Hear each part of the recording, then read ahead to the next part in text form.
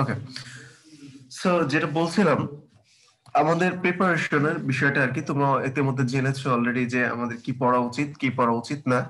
আমরা মোটামুটি middle of the time, অর্থাৎ আমাদের প্রিপারেশনে একদম মধ্য সময় চলে এসেছি। প্রত্যেকটা ক্লাসই মোটামুটি এখন মধ্য পর্যায়ে রয়েছে। সো এই সময় যে সমস্যাটা হয় সবচেয়ে বেশি, যে অনেকে ডিসাইড করে ফেলো যে আমাদের মানে আমরা এতদিন ফাঁকি দিয়েছি, এখন আর পড়তে চাই না, বা এখন আর আমাদের পড়ে লাভ হবে না।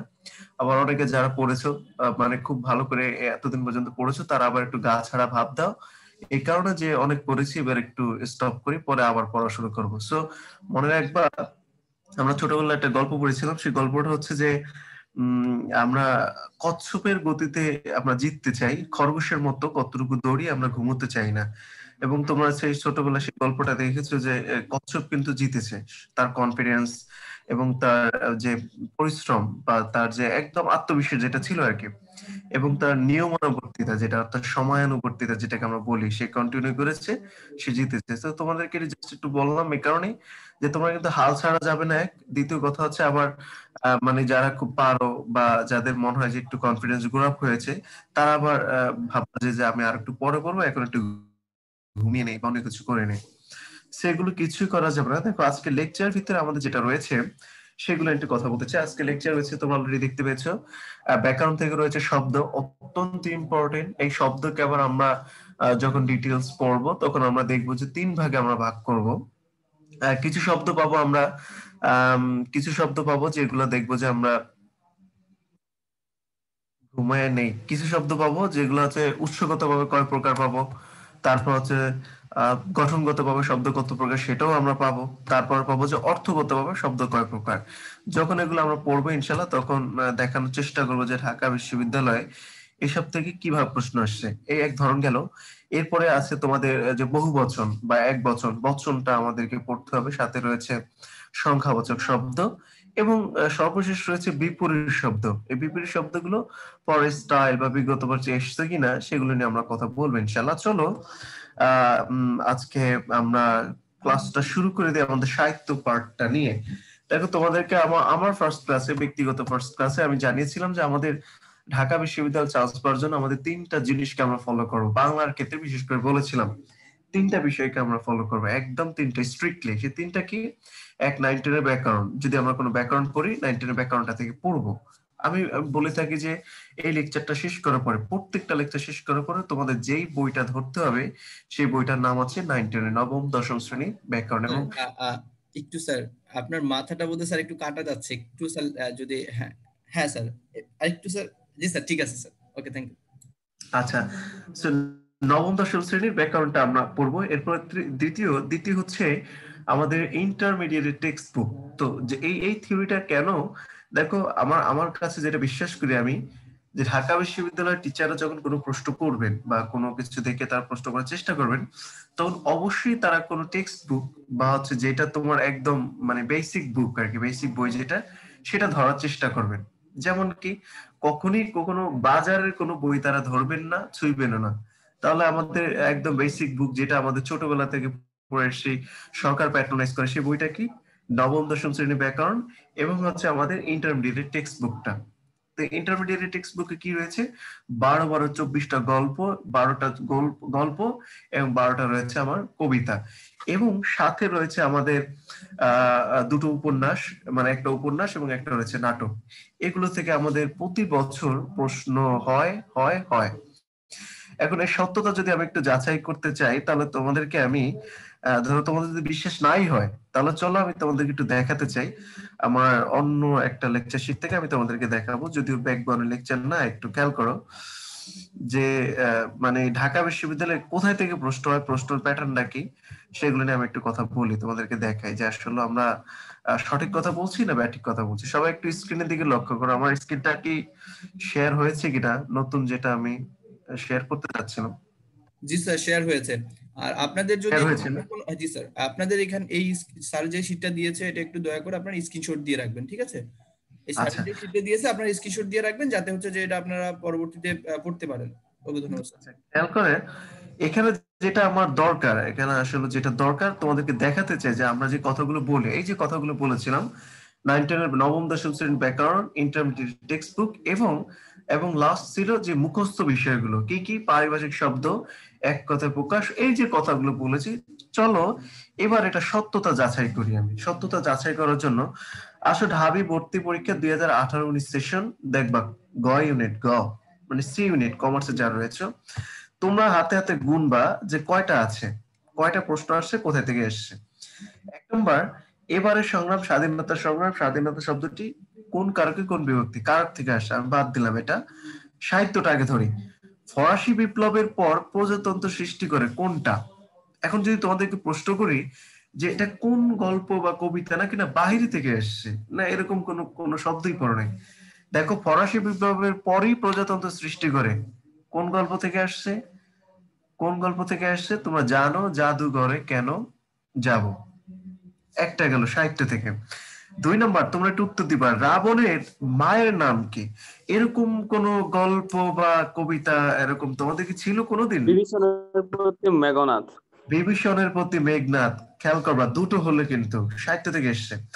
আসো এবার এই যে আজকে অর্থগত দিক থেকে হরিণের কোন শ্রেণী, এটা আমরা আজকে পড়বো যদিও শব্দের ক্লাসে, এটা বাদ আমরা আগে সাহিত্যটা খুঁজে বের করি, গেল দুইটা। তারপরে আসো আহ, আহ, আহ, আহ, জাদু শব্দ বাংলা এসেছে যে ভাষা থেকে, এই জাদু শব্দ এটা কোথায় থেকে আসে? তোমাদের গল্প কবিতা যাবো। জাদুঘর গুনবা কিন্তু তোমরা, তিনটা হলো সাহিত্য থেকে। এবার আসো, প্রসন্ন চরিত্রটি কোন রচনায় আছে, এরকম কোন শব্দ কি পেয়েছো? বিড়াল বিড়াল বিড়াল। বিলাই, বিলাই মানে বিড়াল থেকে এসেছে। হ্যাঁ বিলাই। গুনেছো কয়টা পেলাম আমরা আপাতত? চারটা। চলো আরো আছে কিনা। রংপুরে নুরুল দিন একদিন ডাক দিয়েছিল, এরকম কিছু কি আছে? এর কথা মনে পড়ে। নুরুল দিনের কথা মনে পড়ে, এটা কি তোমরা পড়েছো কখনো? জি ভাইয়া। দেখো 12টা প্রশ্নের ভিতরে কয়টা নুরুল দিনের কথা মনে টেক্সট বুক থেকে কয়টা আসছে এবার বলো তো? পাঁচটা। পাঁচটা।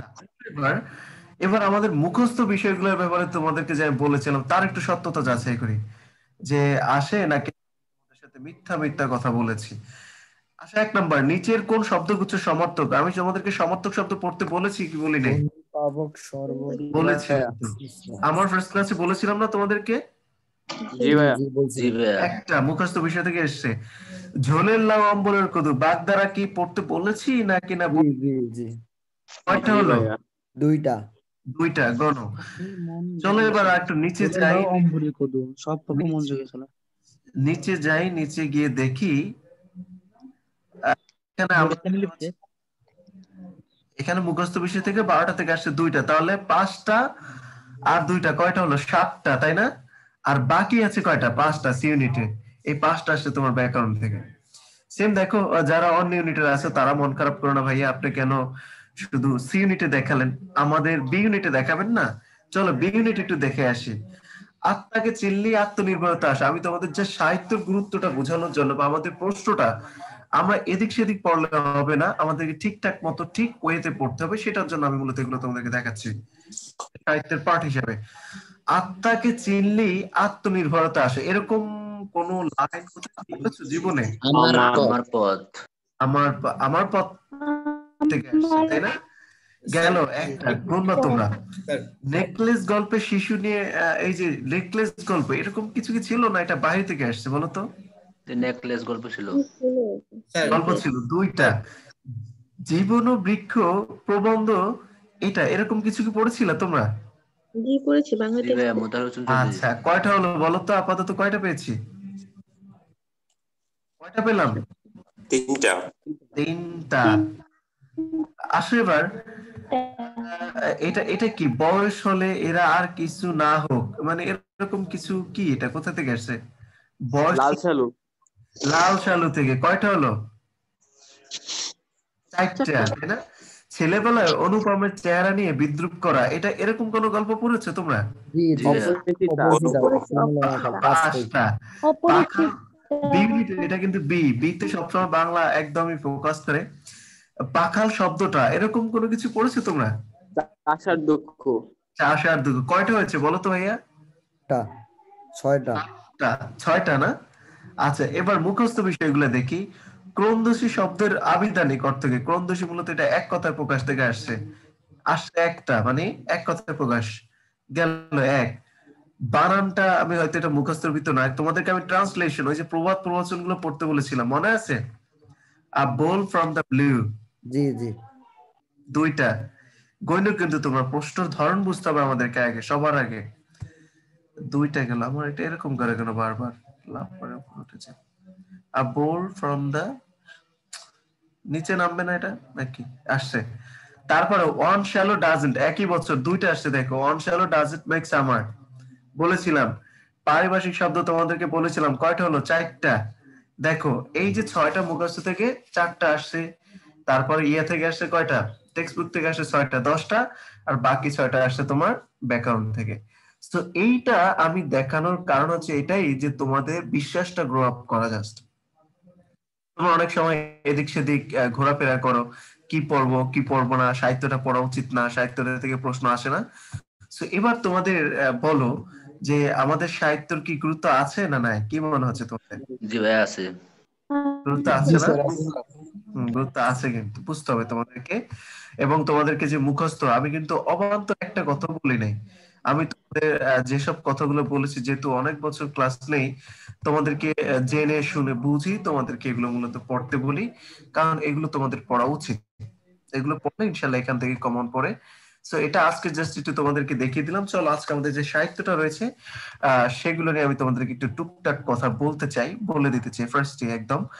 আজকে রয়েছে তোমাদের মাসি পিসি। দেখো মাসি পিসি থেকে আমরা একটু যেটা সাম আপ করি, তোমাদের ব্যাকবনের লেকচারটা সাহিত্য থেকে খুবই ভালো করেছে, সাহিত্য বিষয়টায় এত মানে খুবই, আমি যেটা একদমই পছন্দ করি যে তোমাদের টেক্সট বুকটা, ইন্টারমিডিয়েটের টেক্সট বুকটা অত্যন্ত গুরুত্বপূর্ণ। এই টেক্সট বুকের বাইরে তোমাদের ব্যাকবনের লেকচার শিটের ভিতরে কোনো ইনফরমেশন নাই, অর্থাৎ টেক্সট বুক থেকে সুন্দর করে যতটুকু কবি পরিচিতি রয়েছে, আমি তোমাদেরকে বলেছি যে কবি পরিচিতি টেক্সট বুকের ভিতরে যতটুকু আছে ততটুকু পড়বে, বেশি একটু পড়া যাবে না, কোনো সহায়ক বই থেকে পড়া যাবে না।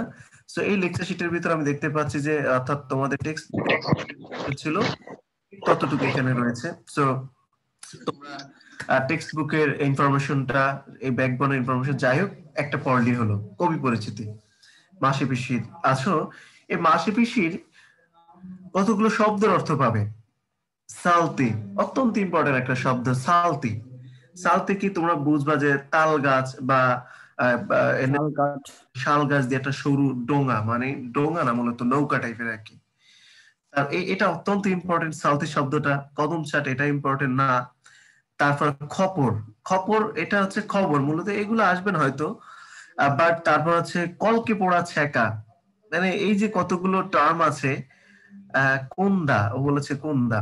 যাই হোক, পাশুটে, পাশুটে তো মনে হয় আমি যেন কোথায় দেখেছি আসছে। পাশুটে দেখবা কিছু কিছু ইম্পর্টেন্ট শব্দের অর্থ খুবই ইম্পর্টেন্ট হয়ে দাঁড়ায় আর কি। পাশুটে, ব্যঞ্জন, খেয়াল করো। এর কিটা হয়তো তোমার নাও আসতে পারে, বাট এখানে কয়েকটা ইম্পর্টেন্ট শব্দ আমরা পেয়েছি। সালতি পেয়েছি, তোমার এই ব্যাকবনে লেকচারটা পেয়েছি। তারপর তোমরা শব্দের অর্থ টেক্সট বুকের ভিতরে যতটুকু রয়েছে ততটুকু পড়ে নেবে ইনশাআল্লাহ। এরপর তোমাদের যেহেতু এবার রিটেন বলে একটা কথা রয়েছে, রিটেন নিয়ে তোমাদের অনেক ভয় থাকে, অনেক ডর থাকে। এই রিটেন নিয়ে যে কাজটা, সেটা হচ্ছে তোমার ওই যে কবি পরিচিতির পরে শব্দের অর্থের ভিতরে দেখবো ছোট ছোট কতগুলো টিকা লেখা থাকে, টিকা। যেমন থাকলো যে রহিমের, বুড়ো রহিমের বা রহমানের চোখটা কেন ছলছল করছিল। এখানে একটু তোমার ইনফরমেশন দেওয়া আছে যে রহিমের মেয়ে, রহমানের মেয়েকেও বিয়ে দিয়েছিল অল্প বয়সে, অল্প বছর বয়সে। মেয়েটা যেতে চাচ্ছিল না, বাট তারপর রহমান মেয়ের কল্যাণে তাকে শ্বশুরবাড়ি পাঠিয়েছিল। এরপর মেয়েটা আর কি তাদের অত্যাচারে মারা গিয়েছে। এই যে ঘটনাগুলো, এরকম টুকটাক টুকটাক ইনফরমেশন গুলো তোমরা টেক্সট বুকের ভিতরে, সাহিত্যের ভিতরে ইনফরমেশন গুলো পাবে। ঠিক আছে। সো এরপরে তোমাদের দেখো এখানে পাঠ পরিচিতির ব্যাপারে আমি বলি যে পাঠ পরিচিতিটা কি, মূলত হচ্ছে পাঠ পরিচিতি মানে হচ্ছে তোমার মাসি পিসি গল্পটা কোন পত্রিকায় প্রকাশিত হয়েছে, অথবা কোন গল্প, মানে কোন গল্পের ভিতরে এখন এটা ইনক্লুডেড। এই ডিটেলস ইনফরমেশন গুলো বেশি করে বি ইউনিটে যারা রয়েছে, বি ইউনিটে যারা, তাদের খুব আসে কিন্তু এই ডিটেলস ইনফরমেশন গুলো খুব আসে কিন্তু এগুলো। সেগুলোকে আমাদের খুব লক্ষ্য করতে হবে যে এগুলা থেকে প্রশ্নগুলো হয়। সো এই মোটামুটি মাসে বেশি নিয়ে তোমরা এই যেগুলো আছে এগুলোকে আশা করি একটু সুন্দর করে, বারবার বলি টেক্সট বুকটাকে আমাদের খুব ভালো করে পড়তে হবে, খুবই ভালো করে পড়তে হবে, কোনো ছাড় দেওয়া যাবে না যদি তোমরা ভালো ফলাফল করতে চাও বাংলায় ঢাকা বিশ্ববিদ্যালয়ে। মনে রাখবে একটা কথা, যে আমরা সাধারণত কঠিনকে মানে ভালোবাসি, যে বলে না শক্তর ভক্ত নরমের জম। এটা নর্মালি মানে প্রত্যেকটা মানে ইউনিভার্সের যে আমরা বাস্তব জীবন, অবাস্তব জীবন, প্রাণী অপ্রাণী, মানুষ অমানুষ, সকল ক্ষেত্রে আমরা এটা ব্যবহার করি। সেম একইভাবে আমরা বাংলায় খুব কম গুরুত্ব দিয়ে থাকি এই কারণে, যেটা শক্ত না, এটা হচ্ছে শক্তের ভক্ত নরমের জম, এটা নরম সাবজেক্ট, মানে এটা খুব সহজ সাবজেক্ট। এই জন্য হয় কি জানো, এই সহজ সাবজেক্ট আমরা না পড়ার কারণে খুব সহজেই আমরা সহজ মার্কস গুলো আমরা মিস করে ফেলি। দেখো খুবই লিমিটেড জায়গা, টেক্সট বুকটা পড়ো, মুখস্থ বিষয়গুলো পড়ো, ব্যাকরণটাকে পড়ো, দেখবা তুমি যদি 12টা প্রশ্ন থাকে 12টা উত্তর তুমি দিতে পারবে। এই সহজ প্রশ্ন, এই প্রশ্নগুলোর উত্তর দিলে কি হয় জানো, তুমি অনেক কঠিন গুলো দেখবা, অনেক কঠিন গুলো ম্যাক্সিমামই ভুল করো,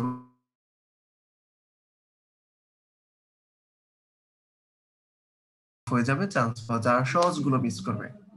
তোমরা হয়তো অনেক কঠিন বিষয়গুলো পড়ে খুব ভালো প্রিপারেশন থাকবে, বাট বাংলা এসে কি করলো, সহজ বিষয়গুলো তুমি পড়লা না, ভালো করে মিস করলা, তাহলে কি হবে দেখবে তুমি একদম পিছিয়ে থাকবে। মনে রাখবা আমরা যেটা প্ল্যান করতাম, যে কিছু কিছু বিষয়কে আমরা মার্ক এক্সেলারেট করার জন্য রেখে দিতাম। মার্ক এক্সেলারেট মানে কি, যে এগুলো আমাকে পজিশনটা আগিয়ে নিয়ে যাবে, অনেক আগাবে। তার ভিতর ছিল বাংলা। যেমন এই বাংলা আমি ধরে নিতাম যে আমি 12টা যদি প্রশ্ন থাকে বা 16টা থাকে, 16টার ভিতর 16টা যদি আমি উত্তর দিতে পারি, আমার পজিশন একদম অনেক আগে চলে যায়। মনে রাখবে ঢাকা বিশ্ববিদ্যালয়ে পাশ করাটাই তোমার যথার্থ নয়, ঢাকা বিশ্ববিদ্যালয়ে পজিশন, তোমার প্লেসমেন্ট করাটা যথার্থ। বি ইউনিটে তোমার সি ইউনিটে সিট রয়েছে মাত্র 1100টা, অথবা 1100-এর ভিতরে তোমার থাকাটা জরুরি। এজন্য এই বিষয়গুলোকে তোমার গুরুত্ব দিতে হবে। দেখো এগুলো আমরা খুব সহজ, মানে একটু কেয়ারফুলি পড়লেই কিন্তু আমরা ভালো মার্কস অবটেন করতে পারি, কোনো ঝামেলা নাই, একদম সিম্পলি আমরা এগুলো শেষ করতে পারি। সো আসলে এই 18 বছর বয়সটা নিয়ে আমরা কথা বলি। 18 বছর বয়স লিখেছেন সুকান্ত ভট্টাচার্য। 18 বছর বয়স থেকে তোমরা তোমাদেরকে মাত্র মনে হয় আমি দেখে নিয়ে আসছিলাম, যে মনে হয় 18 বছর বয়স থেকে কোনো একটা প্রশ্ন এসেছিল, সেম একইভাবে একই কথা। কবি পরিচিতি পর্ব 18 বছর বয়স থেকে, কবি পরিচিতি গুলো সুন্দর করে, যে আমাদের স্যার আমাদের 1250টা সিট না 1272টা সিট, যাই হোক। সো যাই হোক না কেন 1100 1200 এটা নিয়ে আমার কথা না, এটা কথার কথা বললাম আর কি জাস্ট। এবার এই সুকান্ত ভট্টাচার্য একই কথা, টেক্সট বুক থেকে সুন্দর করে পড়তে হবে তোমাদেরকে, টেক্সট বুকের ভিতরে যতটুকু ইনফরমেশন রয়েছে ততটুকু। এই এই 18 বছর বয়সে দেখবা তোমার ওই টেক্সট বুক পড়তে গেলে অসংখ্য কতগুলো টিকা রয়েছে, অসংখ্য টিকা রয়েছে। এই টিকাগুলো খুব সুন্দর করে একটু ভালো করে ক্লিয়ারলি পড়তে হবে তোমাদেরকে। এটা খুবই খুবই কঠিন একটা কবিতা মনে হতে পারে, আবার কিন্তু খুবই ইম্পর্টেন্ট। এই লোকটা অত্যন্ত অল্প বয়সে মারা গিয়েছেন, কিন্তু খুব মানে খুব প্রভাব রেখে গেছেন বাংলা সাহিত্য নিয়ে। সো সেম একইভাবে ওনার ইনফরমেশন গুলো পড়তে হবে। ওনার ইনফরমেশন গুলো যেমন কি রয়েছে, যে 18 বছর বয়সে দুর্বার, এই বয়সে নেয় মানে ওই যে ঝুঁকি তোলার যে ইয়া নেয় আর কি, যে প্রবণতা, ঝুঁকি নেয়, বারবার নতুন কিছু করার চেষ্টা করে।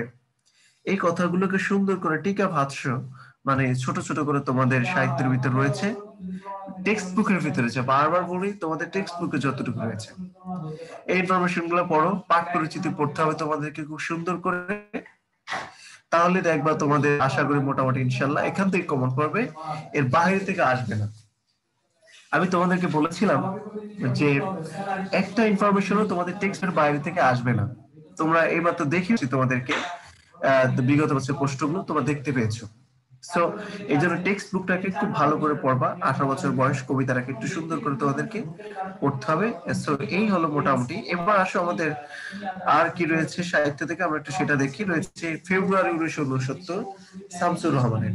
শামসুর রহমান উনি জন্মগ্রহণ করেছে কোথায়, সে একেবারে তোমাদেরকে দেখতে হবে।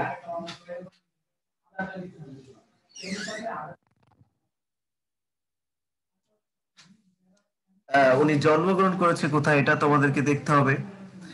সেম একইভাবে টেক্সট বুকের ভেতর যতটুকু ইনফরমেশন রয়েছে, ওনার জন্ম তারিখ, মৃত্যু তারিখ, এগুলো টেক্সট বুকের ভিতরে যতটুকু রয়েছে ততটুকু ইনফরমেশন গুলো পড়তে হবে তোমাদেরকে।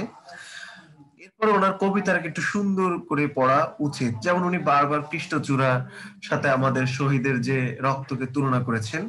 সো এবার লিখিত পরিষ্কার তো চলেই আসতে পারে যে আমাদের কৃষ্ণচূড়া কেন আমাদের চেতনার রং, ঠিক আছে।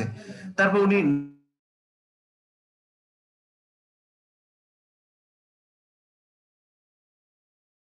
নানান ভাবে তুলনা দেওয়ার চেষ্টা করেছেন, আসাদের কথা এনেছেন। এই যে উপমাগুলো, এগুলো তোমরা একটু, যেমন বিশেষ করে এই হরিৎ শব্দটা, এই যে দেখো তোমাদের এখানে হরিৎ স্ক্রিনে দেখতে পাচ্ছ সবাই, হরিৎ শব্দটা দেখো। তোমরা গতবারের প্রশ্ন, মানে গতবার এই যে 19-20 সেশনে মেবি ডি ইউনিট অথবা বি মনে হয়, একটু চেক করলেই দেখবো যে হরিৎ শব্দটা এসেছে। হরিৎ শব্দের অর্থ কি? এই ফেব্রুয়ারি 1969 থেকে এসছে। হরিৎ শব্দটার অর্থ কি? দেখো এই প্রশ্নটা যদি আসে, অনেকেই তোমরা হয়তো একটু কনফিউজড হয়ে যাবে যে হরিৎ শব্দের অর্থ কি, তুমি জীবনে দেখো নাই, পড়ো নাই। বাট আমি তোমাদেরকে স্মরণ করে দিতে চাই, এটা টেক্সট বুকের ভিতর রয়েছে, ফেব্রুয়ারি 1969 কবিতার ভিতর রয়েছে। এই গতবার, একদম গতবার প্রশ্ন তোমরা দেখো বি অথবা ডি, আমি শিওর দেখেছি এটা, তাহলে দেখতে পারবে তোমাদের। অতএব বারবার কিন্তু আমি সাবধান করছি তোমাদেরকে, কবিতাটাকে সুন্দর, একদম সিম্পল প্রশ্ন আসে, কোনো কঠিন কোনো প্রশ্ন আসে না। তোমরা দেখেছো কিন্তু এই মাত্র। তোমাদেরকে পড়তে হবে, যদি না পড়ো তাহলে কিন্তু এটা কঠিন হয়ে যাবে। মনে রাখবে একটা বিষয়, যে কঠিন কোন বিষয়টা যেটা আমরা পড়ি না, বাট সহজ কোন বিষয় যেটা আমরা পড়ি। সো এই মোটামুটি তোমাদের সাথে আলাপ আলোচনা সাহিত্য নিয়ে। এখানে তোমাদের ব্যাকবনের লেকচার শিটের ভিতরে কিছু একটু মানে তোমাদের লেখার স্টাইলটা, যেমন মাসি বিশি গল্পের মূল বক্তব্য লিখো, তোমাদেরকে স্টাইলটা বলে দিয়েছি। নিজেকে ছেঁচড়া নোংরা নর্দমার মতো লাগে, এটা এই যে এই লাইনটা আমি তোমাদের বোর্ড পরীক্ষায়, বিভিন্ন যে পরীক্ষা হয় না, বিভিন্ন বোর্ডে, অসংখ্য বোর্ডে এই লাইনটা আমি এসে দেখেছি, নিজেকে ছেঁচড়া নোংরা নর্দমার মতো লাগে। সো এটাকে অবশ্যই সুন্দর করে তোমরা, যেহেতু ব্যাকবন লেকচার শিটে রয়েছে, এটা একটু পড়বা, বা এটা যে পরীক্ষা আসবে না এটা কে জানে।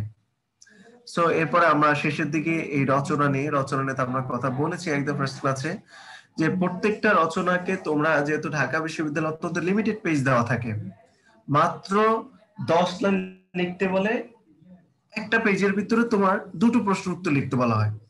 এটা আমি তোমাদেরকে আলোচনা করেছি, আবারও করছি। একটা পেজ, খেয়াল করো, একটা পেজের ভিতরে তোমার উত্তর লেখার জন্য বলা থাকবে, এখানে লিখবে 1 নং-এর ক, এখানে লিখবে 1 নং-এর খ, জাস্ট। সো এই জাস্ট তোমাকে এইভাবে উত্তর দিতে হবে। তার মানে রচনা লেখার জন্য আমরা ছোটবেলায় যে 10টা 12 পেজ পেতাম, 10-12 পেজ, এখন কিন্তু 10-12 পেজেস পাওয়া যাবে না। এখন মাত্র তোমাকে আধা পেজের ভিতরে রচনা লিখতে হবে, এবং তারা বলে দিবে 10 লাইন। তাহলে আধা পেজের ভিতরে তুমি ধরো 5 মার্কস থাকলো তোমার, বা 2 মার্কই থাকলো, 3 মার্ক থাকলো, যাই থাক না কেন, তোমাকে অবশ্যই কিছু ইম্পর্টেন্ট লাইন, যেগুলো না লিখলেই নয়, সেগুলোকে তুমি এখানে সুন্দর করে লিখতে হবে। এই জন্য আমি তোমাদেরকে সাজেস্ট করেছি, তোমাদের ইন্টারমিডিয়েটের টেক্সট, মানে যেসব বোর্ডে বিভিন্ন সময় যে রচনাগুলো আসতো বা এসছে, গতবার এসছে কি, পর্যটন শিল্পের সমস্যা সম্ভাবনা, সি ইউনিটে, এটা অত্যন্ত ইম্পর্টেন্ট ছিল তোমাদের বোর্ড পরীক্ষা। আমি দেখেছি বিভিন্ন বোর্ডে এটা এসছে, 18 বলো, 2018 সাল, 17 সাল, 16 সাল, নানান বোর্ডে এসছে। দেখো তোমাদের টেক্সট বুকের বাইরে কিন্তু কিছু দেয় না, মানে তোমাদের সিলেবাসের বাইরে কিছু দেয় না। তো কি করবো, তোমরা বিভিন্ন বোর্ডে যেগুলো এসছে অত্যন্ত ইম্পর্টেন্ট, সেগুলো থেকে তোমরা এরকম জাস্ট পয়েন্ট আউট করে রাখবা, 10টা লাইন করে প্রত্যেকটা রচনা থেকে এরকম সুন্দর করে জাস্ট নোট ডাউন করে রাখবা। মনে রাখবা, বিশাল বড় তুমি রচনা, আমি জানি তুমি লিখতে পারবা, বাট খুব সংক্ষেপ করে লিখতে বললে তখন কিন্তু তোমার একটু নার্ভাসনেস কাজ করবে। এই জন্য তোমরা ছোট ছোট করে প্রত্যেকটা রচনাকে তোমাদের টেক্সট বুকে, সরি ইন্টারমিডিয়েটে যেগুলা পড়তা, সেগুলো একটু সাম আপ করে সুন্দর করে নোট ডাউন করে রাখো, কাজে লাগবে, আশা করি ইনশাল্লাহ কাজে লাগবে। হ্যাঁ, এখন প্রশ্ন হচ্ছে, ভাই এবার কি রচনা আসবে? কোন প্রশ্ন আসবে সেটা আমি কিন্তু বারবার বলছি, সেটা আমরা বলতে পারি না, বাট আমরা বিগত বছরের প্রশ্ন ভিত্তিক তোমাদেরকে কথা বলি। যেহেতু বিগত বছর এসছে সি ইউনিটে পর্যটন শিল্পের সমস্যা ও সম্ভাবনা নিয়ে 10টা লাইন লিখো, অথবা আমি তোমাদেরকে এই জন্য এটা সাজেস্ট করে দিলাম। এইভাবে তোমরা পড়ো, ইনশাল্লাহ আশা করি তোমাদের মোটামুটি কভার হয়ে যাবে, তোমরা ভালো ফলাফল করতে পারবে। সেই মোটামুটি আমাদের সাহিত্য আঁকাঝুঁকি করবা না, সাহিত্য এবং আমাদের যে রচনা সেটা নিয়ে আলোচনা করলাম। চলো আজকে আমাদের ব্যাকরণে যে পার্টগুলো রয়েছে সেই পার্টগুলো নিয়ে আমি একটু কথা বলতে চাই। এবার একটু লক্ষ্য করো সবাই আমাদের ব্যাকরণ পার্টের দিকে, ঠিক আছে? সবাই আজকে ব্যাকরণে কি রয়েছে? শব্দের শ্রেণী নিয়ে অত্যন্ত ইম্পর্টেন্ট, অত্যন্ত বি ইউনিটের রচনা আসে না ভাইয়া, বি ইউনিটে প্রশ্ন যেগুলো আসছে সেগুলা বলবো আমি, আবার সমস্যা নেই, কখনো একটু ওয়েট করো। এখন তো ক্লাস হয়ে গেছে না, ধাপে ধাপে বলবো, প্রতিদিন অল্প অল্প অল্প অল্প করে বলার চেষ্টা করবো ইনশাল্লাহ। আসো আমাদের যা রয়েছে আজকে ব্যাকরণে সেটা হচ্ছে শব্দ। খেয়াল করো, শব্দ নিয়ে আমরা পড়ি। এই যে আমরা যে শব্দগুলো উচ্চারণ করি বাংলায়, এই যে নামাজ, রোজা, হজ, যাকাত, মুক্তার, মুনসেফ, এই শব্দগুলো কি এই যে যা বলেছি এগুলো কি সবই কি আমাদের বাংলা ভাষার, নাকি না অন্য অন্য ভাষা রয়েছে? দেখো, তার মানে আমরা যে শব্দগুলো বলি এটা দেখবো যে আমরা বিভিন্ন ভাষার, বিভিন্ন দেশের ভাষা থেকে আমরা আমাদের শব্দগুলো বলছি। আমাদের দেশে কারা আসছিল? আমাদের দেশে ফার্স্টে আমরা পাবো যে উৎসগত ভাবে, খেয়াল করো, উৎসগত ভাবে আমরা শব্দ পাবো। আমি স্ক্রিনটা অফ করে দিই, এখন স্টপ করে দিই।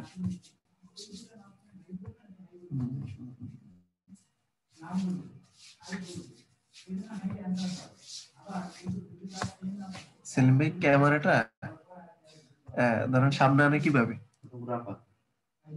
আমার এখানে রেকর্ড আছে, তো এটা আনতে পারো না? রেকর্ড করার জন্য এখানে আসছে, ঠিক আছে, সুন্দর। ওকে, সো যেটা বলছিলাম যে আমরা যে শব্দগুলো বলি দেখবো উৎসগত ভাবে শব্দগুলো কোন দেশ থেকে আসছে, কোন ভাষার, এগুলো আমরা পাবো। উৎসগত ভাবে আমরা শব্দকে পাবো 5 প্রকার, খেয়াল করবো, তোমরা এগুলো জানো আশা করি। এরপর আমরা পাবো গঠনগত ভাবে। গঠনগত ভাবে কি? গঠনগত ভাবে মানে হচ্ছে শব্দগুলো তৈরি হয়েছে কয় ভাবে। গঠনগত ভাবে শব্দ তৈরি হয়েছে আমরা ভাবো 2 প্রকার। এবং আরেকটা পাবো আমরা অর্থগত ভাবে। তোমাদের এই মাত্র যে প্রশ্ন দেখিয়েছিলাম সেখানে হরিণ শব্দটা এসছে, দেখেছো না? তোকে দেখে এসছি 2018-19 সেশনে এসছে, হরিণ এসছে আর কি। আমরা এটা নিয়ে আলোচনা করবো ইনশাল্লাহ। তো তার মানে আমরা যে শব্দগুলো বলি দেখো এই সব এই 3টা ক্যাটাগরির ভিতরে চলে যাবে। সো আমি আবার একটু আলোচনা করছি। উৎসগত ভাবে শব্দ পাবো আমরা 5 প্রকার। কি কি? 1 নাম্বার, একটু জাস্ট মুখে মুখে বললে না, আমরা ডিটেইলস পড়বো। 1 তৎসম শব্দ, 2 অর্ধতৎসম শব্দ, 3 তদ্ভব শব্দ, 4 দেশি, 5 বিদেশি। এই 5 প্রকার পাবো উৎসগত ভাবে। তোমরা জানো আমি এটা নিয়ে ঢাকা বিশ্ববিদ্যালয়ের প্রশ্ন আসছে, কিভাবে আসবে, কোথা থেকে আসবে, ডিটেইলস আমি আলোচনা করব। আবার একটু বলছি, উৎসগত শব্দ কয় প্রকার? 5 প্রকার। সবাই একটু মুখে মুখে বলো নাও। তৎসম, অর্ধতৎসম, তদ্ভব, দেশি, বিদেশি। কে যেন বলছে দেখতে পাচ্ছি না ভাইয়া। কেন ভাইয়া দেখা যাচ্ছে না কেন? বাকিরা জানা দেখা যায় কিনা? গঠনগত ভাবে শব্দ পাবো আমরা 2 প্রকার। গঠনগত ভাবে শব্দ পাবো আমরা 2 প্রকার। কি কি? 1 মৌলিক শব্দ, 2 যৌগিক না সাধিত শব্দ। 1 মৌলিক, 2 সাধিত। গঠনগত ভাবে পাবো আমরা। 3 নাম্বার অর্থগত ভাবে শব্দ পাবো আমরা 3 প্রকার। কি কি? যৌগিক শব্দ, রুরু বা রুরি শব্দ, যোগ রুরু শব্দ। যৌগিক শব্দ, রুরু বা রুরি শব্দ, যোগ রুরু শব্দ, এই 3 প্রকার। এখন এখানে মনে রাখবা এই যে সংখ্যা ভিত্তিক ইনফরমেশন গুলো, এগুলো হয়তো তোমাদের পড়তে মন চাইবে না, বাট আমাদের সময়ে এসেছিল যে গঠনগত ভাবে শব্দ কয় প্রকার? উত্তর হচ্ছে 2 প্রকার। আমি পারি না, কিন্তু কেন পারি না জানো? আমি একটু গাছাড়া ভাব দিয়েছিলাম যে সংখ্যা ভিত্তিক প্রশ্ন হয়তো ঢাকা বিশ্ববিদ্যালয় নাও করতে পারে, বাট চলে আসবে। তার মানে মনে রাখতে হবে উৎসগত ভাবে 5 প্রকার, গঠনগত ভাবে 2 প্রকার, অর্থগত ভাবে কয় প্রকার? 3 প্রকার। সো চলো এবার আমি ডিটেলস একদম উৎসগত নিয়ে ডিটেলস আলোচনা করি। এখান থেকে ঢাকা বিশ্ববিদ্যালয়ের প্রশ্ন আসছে কিনা, কিভাবে আসছে, কোন কোন শব্দগুলো আসছে, এগুলো নিয়ে আমরা একটু দেখবো। সবাই একটু খাতা কলম নাও সুন্দর করে। যদি তোমাদের যেহেতু টিউটোরিয়াল ক্লাস আগে হয় আমি শুনেছি, যদি কোনো ইনফরমেশন এক্সট্রা থাকে তোমাদের উঠানোর মতো থাকে অবশ্যই তোমরা উঠিয়ে নিবা, আর যদি বোঝার মতো থাকে বুঝে নেবা, আমাকে জানাবো অবশ্যই। এবং তোমাদের শেষে তো কোশ্চেন সেশন থাকি, তখন আমাকে অবশ্যই ইনফর্ম করবা। চলো উৎসগত শব্দ 5 প্রকার। 1 নম্বর রয়েছে তৎসম শব্দ। তৎসম শব্দটা আসো। তৎসম শব্দ, তৎ মানে তার, সম শব্দের অর্থ সমান। খেয়াল করবা, আমরা একটু বুঝে বুঝে লজিক দিয়ে পড়ি। তার সমানে, তার বলতে কে আবার? এই তার দ্বারা কাকে বোঝানো হয়েছে? তার মানে হচ্ছে সংস্কৃত শব্দকে বোঝানো হয়েছে। তার মানে তৎসম শব্দ মানে কি? সংস্কৃত সমান। সংস্কৃত সমান মানে কি? একদম যে সকল শব্দগুলো সংস্কৃত থেকে হুবহু আমাদের বাংলা ভাষায় ব্যবহার হচ্ছে তাকেই বলবো আমরা তৎসম শব্দ। মুখস্থ করার কোনো দরকার নেই, খেয়াল করো। তৎ মানে তার, সম মানে সমান। কার সমান? সংস্কৃতের সমান। তার মানে সংস্কৃত থেকে যে সকল শব্দগুলো বাংলা ভাষায় ব্যবহার হচ্ছে তাকে আমরা কি বলবো? তৎসম শব্দ বলবো। আসলে এবার এই তৎসম শব্দ কি একটা দুটো বাংলা ভাষায়, নাকি না 5টা 6টা? অসংখ্য অগণিত তৎসম শব্দ বাংলা ভাষায় রয়েছে। তাহলে এগুলো আমরা পড়বো কিভাবে? এগুলো সব কি মুখস্থ করা সম্ভব কিনা? অবশ্যই না। তাহলে আমরা কোথা থেকে পড়বো? তো তোমাদেরকে আমি বলেছি যে আমাদের ঢাকা বিশ্ববিদ্যালয়ের টিচাররা যখন প্রশ্ন করবেন, কোন বইগুলো নেবেন? 9, 10 এর ব্যাকরণের জন্য। চলো 9, 10 এর ব্যাকরণের ভিতরে তৎসম শব্দ কয়টা শব্দ রয়েছে আমরা সেগুলো আগে পড়বো। সেখান থেকে আমি দেখছি প্রশ্ন আসতে, এবং এর বাইরে থেকে যে সকল শব্দগুলো আসছে আমি সেগুলো একটু তোমাদেরকে পড়িয়েও দিতে চাই, লিখেও দিতে চাই। কি কি আসে সবাই একটু আমার সাথে সাথে মুখে মুখে একবার বলে নাও, তারপর আমি তোমাদেরকে লিখিয়ে দিব। চন্দ্র, সূর্য, নক্ষত্র। একটু মুখে মুখে বলবা। চন্দ্র, সূর্য, নক্ষত্র। ভবন, ধর্ম, পাত্র, মনুষ্য। ক্ষতি, গমন, ঘৃত। বৃক্ষ, মস্তক, পণ্ডিত। 9, 10 এর ব্যাকরণ রয়েছে, এর বাইরেও কিছু রয়েছে। তো এবার আমি একটু লিখে দিই, যদি তোমাদের মনে হয় যে এখানে তোমাদের টিউটোরিয়ালে ছিল না, তাহলে একটু খাতায় উঠিয়ে নাও তাড়াতাড়ি। অত্যন্ত ইম্পর্টেন্ট। তৎসম শব্দ কয়টা?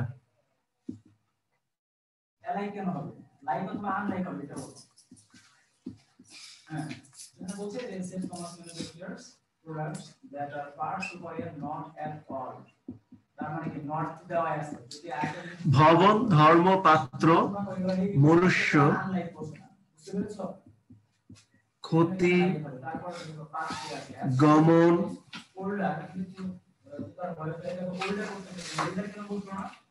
ঘৃত, বৃক্ষ,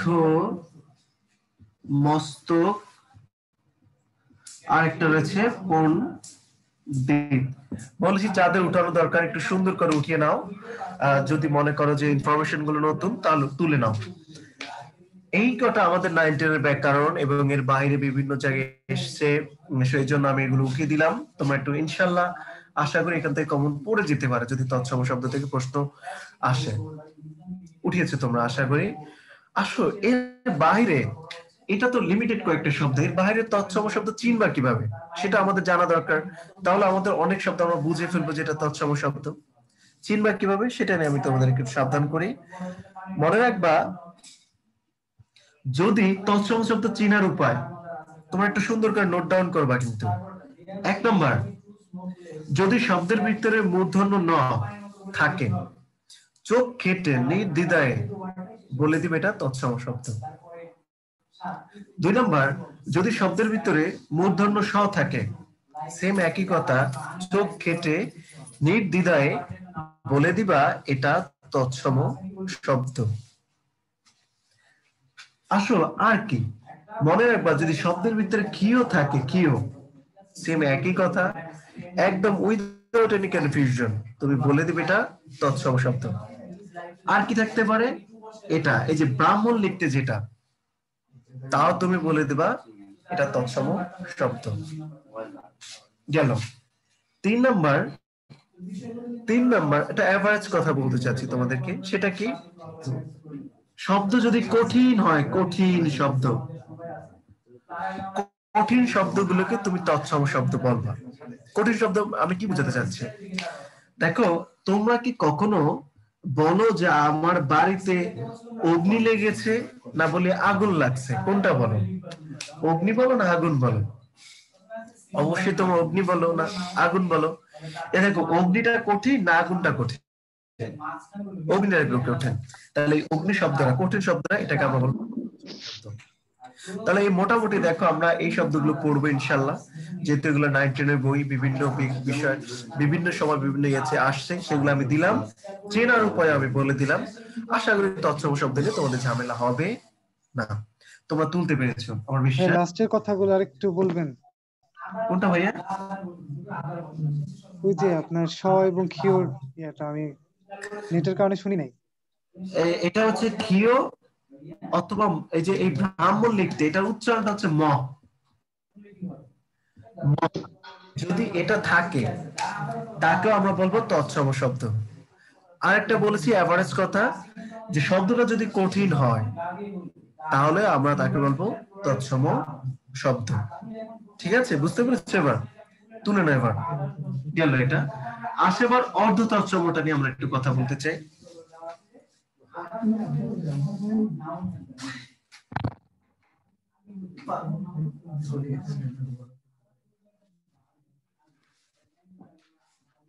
অর্ধতার সময়টা নিয়ে আমরা একটু কথা বলতে চাই।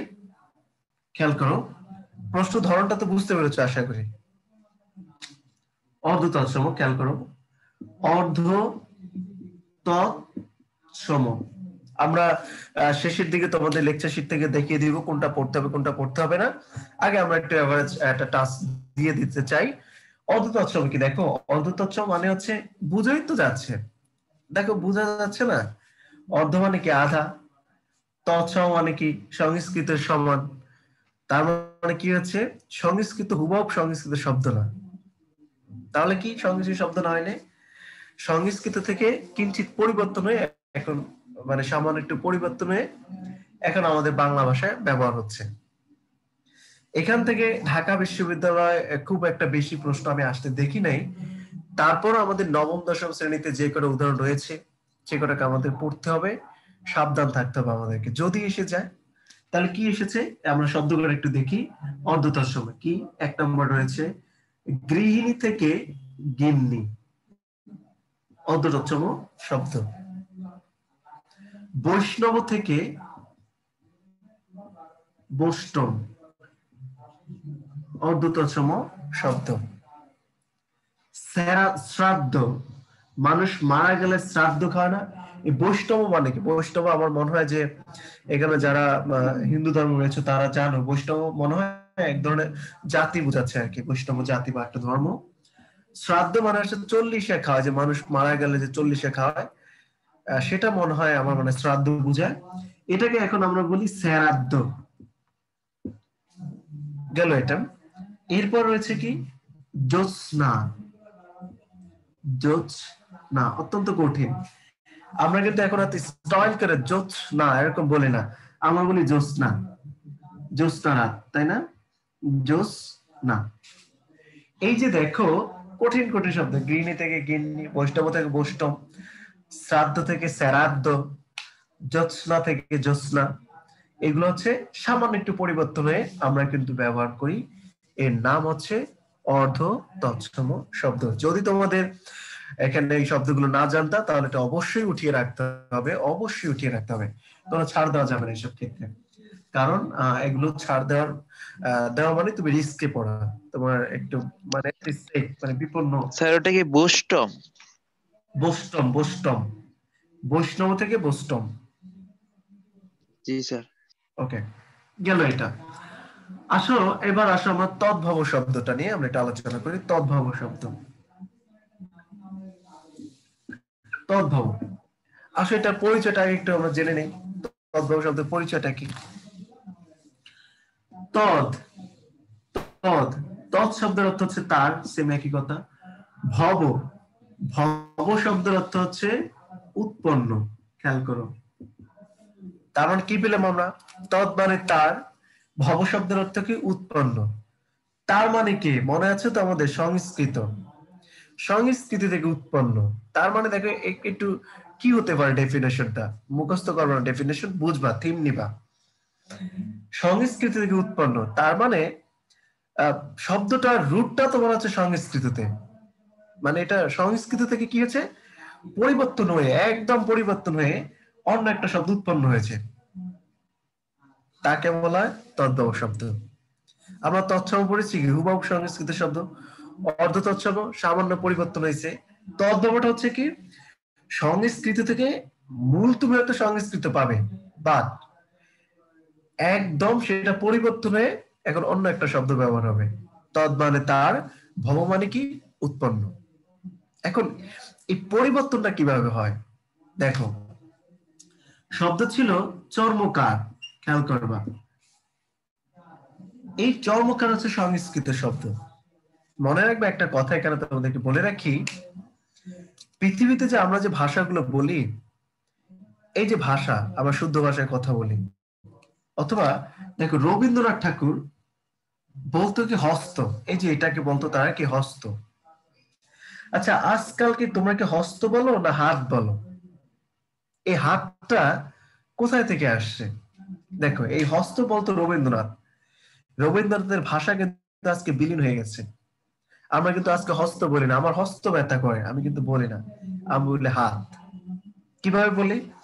এই হস্ত শব্দটা পরিবর্তন হয়েছে কাদের মাধ্যমে? মনে রাখবা পৃথিবীর সকল ভাষা টিকে থাকে খেটে খাওয়া মানুষ, অর্থাৎ কৃষক, চাষা, বুষা, রিক্সাওয়ালা, ভ্যানওয়ালা, এইসব মানুষরা ভাষাগুলোকে যুগে যুগে টিকিয়ে রাখেন। এদের ভাষায় কিন্তু একটা সময় মানে যুগে যুগে টিকে থাকেন। দেখো রবীন্দ্রনাথ, বঙ্কিমচন্দ্র, কাজী নজরুল, এনারা হয়তো হস্ত বলতো, বাট আমরা কি তাদের মুখের ভাষা এখন হস্ত বলি না? এ দেখো খেটে খাওয়া মানুষগুলো এরা হস্ত বলতে পারতো না, তারা বলতো কি হুন্ত। তারপরে পরিবর্তন করে এখন হয়েছে কি হাত।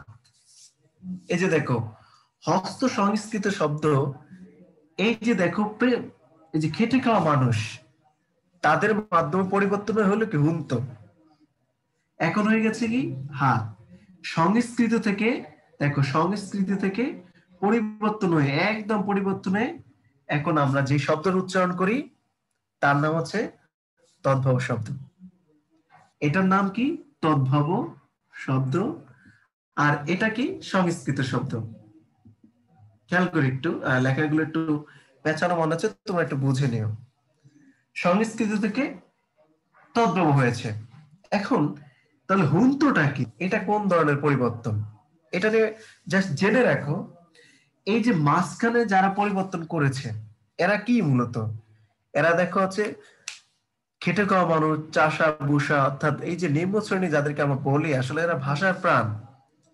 এই মাধ্যম এনাদেরকে বলা হয় প্রাকৃত মাধ্যম। কি মাধ্যম? প্রাকৃত মাধ্যম। একটু জাস্ট জানার জন্য জেনে রাখো, এখান থেকে অত ডিটেলস প্রশ্ন আসবে না। প্রশ্ন আসবে কি সেটা আমি বলবো এখন। তাহলে কি হলো? তৎ মানে তার, ভব শব্দের অর্থ কি? উৎপন্ন। কার থেকে উৎপন্ন? সংস্কৃতি থেকে উৎপন্ন। তাহলে সংস্কৃতি থেকে কারা পরিবর্তন করে? খেটে খাওয়া মানুষগুলো, তাদেরকে আমরা কি নাম দিয়েছি? প্রাকৃত মাধ্যম। সেখান থেকে আজকে এখন আমরা বলি কি? হাত। কথা বোঝা গেছে? হাত বলি তদ্ভব শব্দ। তদ্ভব শব্দ থেকে কখনো প্রশ্ন আসে না, ঢাকা বিশ্ববিদ্যালয়ে কখনো আসে নাই যে হাত শব্দটা কোন ধরনের শব্দ, তদ্ভব, এটা আসে নাই। প্রশ্ন আসছে একটা, খুব সাবধান, যে খাঁটি বাংলা শব্দ বলা হয় কোনগুলোকে? খেয়াল করো কি বলেছি, খাঁটি বাংলা শব্দ বলা হয় কোনগুলোকে?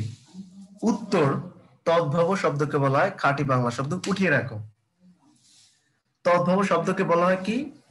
খাঁটি বাংলা শব্দ। ক্লিয়ার কথাটা? তদ্ভব শব্দের অপর নাম কি? খাঁটি বাংলা শব্দ। কেন খাঁটি বাংলা শব্দ বলা হয় আশা করি তোমরা ক্লিয়ার। তারপর আবার একটু স্মরণ করে দিতে চাই, এগুলো পরিবর্তন হচ্ছে কাদের মাধ্যমে? দেখো প্রাকৃত মাধ্যম। প্রাকৃত কারা? আমাদের খেটে খাওয়া মানুষ, এরাই হচ্ছে ভাষার প্রাণ। অতএব এদের মুখে ভাষাই তো হওয়া উচিত খাঁটি বাংলা শব্দ। ঠিক আছে, এই প্রশ্নটা একটু ক্লিয়ার থাকতে হবে। এটাকে বলা হয় খাঁটি বাংলা শব্দ। ডান। এখান থেকে শব্দভিত্তিক কখনো প্রশ্ন আসে না, এই জন্য তোমাদের শব্দগুলো পড়ারও দরকার নেই। গেল এটা আমাদের। আসে আবার দেশি শব্দগুলো। তোমাদের ইনফরমেশন, আমি বারবার বলছি যে ইনফরমেশন গুলো নতুন, অবশ্যই সেই ইনফরমেশন গুলো নিবে, বোঝার দরকার হলে অবশ্যই বুঝতে হবে, ক্লিয়ার থাকতে হবে কিন্তু প্রত্যেকটা বিষয় আর কি। ঠিক আছে, আসে এবার দেশি শব্দগুলি আমরা একটু আলোচনা করি। দেশি শব্দ, দেশি শব্দটা আবার কি, প্যাচ লাগার জায়গাটা কোথায়? এইমাত্র আমরা পড়ে এসে খাঁটি বাংলা শব্দ বলা হয় কোনগুলোকে? তদ্ভবকে। এখন তোমার যদি ক্লিয়ার না থাকো তাহলে তোমার কাছে তুমি চোখ কেটে বলে দিবা কি খাঁটি বাংলা শব্দ তো অবশ্যই দেশি শব্দ ছাড়া আবার কি, আবার জিগায় কোনটা হবে, তাই না? অতএব সাবধান করে দিয়েছি, কিন্তু তারা প্রশ্নটা কোথা থেকে হয় সেটা কিন্তু আমি ক্লিয়ার করেছি। আসলে দেশি শব্দটাকে, দেশি শব্দ মানে হচ্ছে আমাদের এই যে বাংলাদেশ, দেখো আজকের বাংলাদেশ কিন্তু এটা অনেক আগ থেকে সৃষ্টি হয়েছে, তাই না? এখানে যারা আদিবাসী যারা বসবাস করত, সাঁওতাল, মুন্ডারি জাতি, কোল জাতি, তামিলরাও বসবাস করতো এখানে। এই যে প্রাচীন এনশিয়েন্ট যারা আমাদের দেশে বসবাস করত, এদের মুখের ভাষা কে বলে দেশি ভাষা। তো দেশি ভাষাগুলো কি তোমাদের একটু স্মরণ করে দিতে চাই। যেমন আমাদের যেসব মাছের নামগুলো আমরা বলি আঞ্চলিক ভাবে, কি কি আছে? শৈল মাছ, বোয়াল মাছ, ভেটকি মাছ, কোরাল, লৈট্টা, টাটকিনি, টাকি মাছ, যত মাছের নাম আছে সব মাছগুলো দেশি শব্দের ভিতরে, এই নামগুলো দেশি শব্দের ভিতরে চলে যাবে। তাহলে কি লিখতে পারি আমরা? আমাদের যে দেশি মাছের নাম, খেয়াল করবা শব্দগুলো চিনা, দেশি মাছের নাম, এগুলো তোমরা দেখবা লেকচার যেটা আছে তোমরা দেখেছো হয়তো অলরেডি। দেশি মাছের নামগুলো হবে কি, এগুলো পাবে তোমরা। এর বাহিরে কি রয়েছে যেখান থেকে প্রশ্ন আসার মতো, বিগত বছর যেগুলো আসছে, 9, 10 এর ব্যাকরণ যেগুলো আছে সেগুলো মিলিয়ে তোমাদেরকে আমি একটা শব্দ, একটা ছড়া আকার একটা তোমাদেরকে বলতে চাই। সবাই একটু আমার সাথে পড়ে নাও, একটু পড়ে নাও সবাই। আর যেগুলো তোমাদের লেকচার শিটের বাইরে আসছে সেগুলো আমি তোমাদেরকে একটু পড়াতে চাই। লেকচার শিটগুলো দাগিয়ে দিব ইনশাল্লাহ, একটু পড়ো। কুলা, গঞ্জ, চোঙ্গা, টোপর, ডাব, ডাগর, ঢিঙ্গা, ঢেকি, খোকা, চাঙারি, হাট, ঝাল, যাও, মুড়ি। কি বলেছি আবার একটু বলছি, কুলা, গঞ্জ, চোঙ্গা, টোপর, ডাব, ডাগর, ডিঙ্গা, ঢেকি, খোকা, চাঙারি, হাট, ঝাল, যাও, মুড়ি। এবার একটু তোমাদেরকে আমি লিখে দিতে চাই শব্দগুলো, তোমার সব চিনো আমার বিশ্বাস। কুলা চিনো না এরকম কেউ আসো নাকি? কুলা, গঞ্জ চিনো তোমরা, চোঙ্গা চিনো না? চোঙ্গাটা হয়তো তোমরা একটু না চিনতে পারো। সুঙ্গা চিনো? সুঙ্গা ওই যে কেরোসিন তেল ভরার জন্য যে একটা থাকে না, তেল তেল ভরার জন্য, সুঙ্গা বা চোঙ্গা। টোপর, টোপরটা কি? টোপরটা হচ্ছে এই যে তোমার এই বিয়ের সময় যে, বিশেষ করে হিন্দু যারা রয়েছে তাদের বিয়ের সময়, এবং হচ্ছে এই যে একটা মুকুট পরে না যারা, যেমন এখানে দুলাল দেবনাথ, তুমি জানো অবশ্যই যে এটাই আমার মনে হয়, যদি আমি মানে ইনফরমেশন দিয়ে থাকি আমি একটু মনে করে দিই, আমার যতটুকু জানি টোপর হচ্ছে এই যে বিয়ের সময় যে মুকুটটা পরি আর কি যারা, ঠিক আছে, এটা টোপর। কুলাগঞ্জ, চুঙ্গা, টোপর। ডাব, ডাগর, ডাব চিনো তাই না? ডাগর, ডিঙ্গা, ঢেকি, ঢেকি চিনো না? এগুলো নিয়ে কত রোমান্টিক গান হয়েছে, ও বউ ধান বাদে রে ঢেকিতে পার দিয়া, তারপর আরো কত কত কথা রয়েছে না, ঢেকি। ডিঙ্গা তোমরা চিনো, ওই যে ডিঙ্গি নৌকা আছে না, ডিঙ্গি নৌকা, এটা। খোকা, চাঙারি, চাঙারিও চিনার কথা। চাঙারি হচ্ছে তোমার যে মাটি কাটলে, এই যে কামলা যারা দেয়, কাজ করে যারা, মাটি কাটার জন্য যে একটা মাটি বহন করার জন্য একটা টুকলি টাইপের ব্যবহার করে না, সেটা হচ্ছে চাঙারি। হাত, হাত তো চিনি। ঝাল চিনো? যাও, যাও চিনো আশা করি। যাও কোনটা? যাও আছে ওই যে মানুষের গ্যাস্ট্রিক হইলে খাওয়ায় না কিরকম খুদের যাও বলে?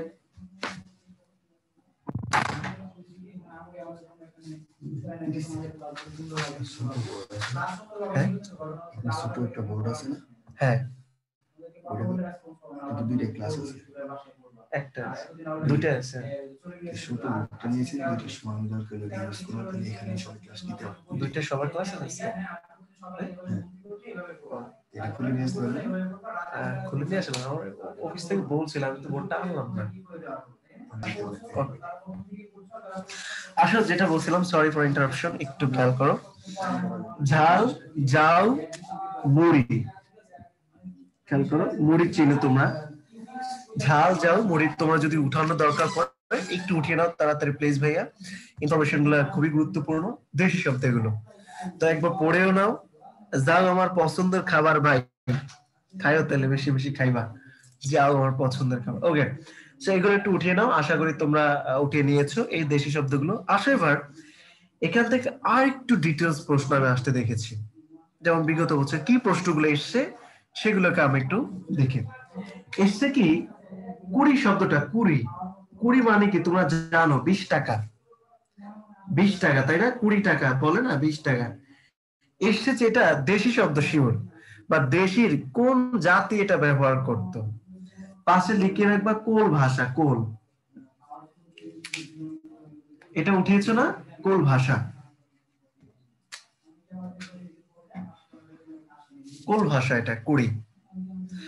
আসো এরপরে পেট, পেট, পেট তো ছিল সবাই, পেট মানে আমার ইংরেজি পেট না কিন্তু, পোষা না কিন্তু। আমরা এখন এত মডার্ন হয়ে গেছি, বাংলা ইংলিশ সব গোলায় ফেলি। লিখে দিই আমি জন্য উদাহরণ। এটা হচ্ছে কোন ভাষা থেকে আসছে? তামিল ভাষা। এরপর আসছে কি চুলা, মুন্ডারি ভাষা, বা এর অপর নাম হচ্ছে উনুন। এটা আসছে কোথায় থেকে? মুন্ডারি, মুন্ডারি ভাষা। সবাই একটু উঠিয়ে রাখো, মুন্ডারি ভাষা। এগুলো কিন্তু দেশি শব্দ, বাট দেশের ভিতরে কোন উপজাতিদের ভাষা ক্লিয়ার থাকতে হবে, কিন্তু একদম ক্লিয়ার থাকতে হবে। কুড়িকোল ভাষা, পেট বা উদর তামিল ভাষা, চুলা বা উনুন মুন্ডারি ভাষা। সো দেশি শব্দ নিয়ে, এবং আশা করি এগুলো নিয়ে কোনো তোমাদেরকে, এদের কি খাঁটি বাংলা শব্দ বলে? কোনটা এদের বলতে কি বুঝেছো? এই প্রণামটা আমি বুঝি নাই, এদের বলতে কি বুঝেছো আমাকে একটু ক্লিয়ার করো। দেশি শব্দকে অবশ্যই খাঁটি বাংলা শব্দ বলে না, কিন্তু খাঁটি বাংলা শব্দ বলে কোনটা মনে আছে না তোমাদের? তদ্ভব শব্দ, কিন্তু খবরদার প্যাচ লাগানো যাবে না, সাবধান করে দিয়েছি আমি। এবার আসো বিদেশি গুলো, অত্যন্ত ইম্পর্টেন্ট, অত্যন্ত ইম্পর্টেন্ট বিদেশি শব্দগুলো। বিদেশির ভিতরে আমরা পাবো কি? বিদেশি কারা? অর্থাৎ বাংলাদেশ থেকে যারা, বাংলাদেশের বাইরে যারা আছে তারা সবাই তো বিদেশি। অ্যারাবিয়ানরা আসছে বাংলাদেশে, ফরাসিরা শাসন করেছে, পর্তুগিজরা এসছে, ইংরেজরা তো 200 বছর শোষণ করেছে, শাসন করে নাই, তারা শোষণ করেছে। ডাচরা এসেছে, ওলন্দাজ এসেছে, বর্মীদের আনাগোনা ছিল, মানে মিয়ানমারে যারা, তাদের আনাগোনা ছিল। এই যে দেখো কত দেশি ভাষা। আমি তোমাদেরকে দেখো এখন দেখাবো যে আমরা যাই ব্যবহার করি না কেন, আমাদের সবই ধার করা শব্দ, সবই ধার করা শব্দ। দেখো আমরা আরবি শব্দগুলো দেখো, আমরা আরবি শব্দগুলো থেকে বেশি একটা প্রশ্ন আসতে দেখি নাই, এবং তোমরা আরবি শব্দগুলো একটু মোটামুটি জানারও কথা আর কি, জানতে পারবে। এই জন্য আরবি শব্দটা, অসংখ্য আরবি শব্দ রয়েছে, এখান থেকে প্রশ্ন খুব কম আসে, এই জন্য আমরা একটু স্কিপ করছি, কিন্তু অসংখ্য শব্দ রয়েছে আরবি ভাষায়। আমরা ফার্সিটা পড়ি, ফার্সি থেকে গতবার যেহেতু প্রশ্ন আসছে, গতবার আসে, সো এটা প্রতিবারই আসে মোটামুটি, বা বিভিন্ন ইউনিটে আসে, আসার সম্ভাবনা রয়েছে।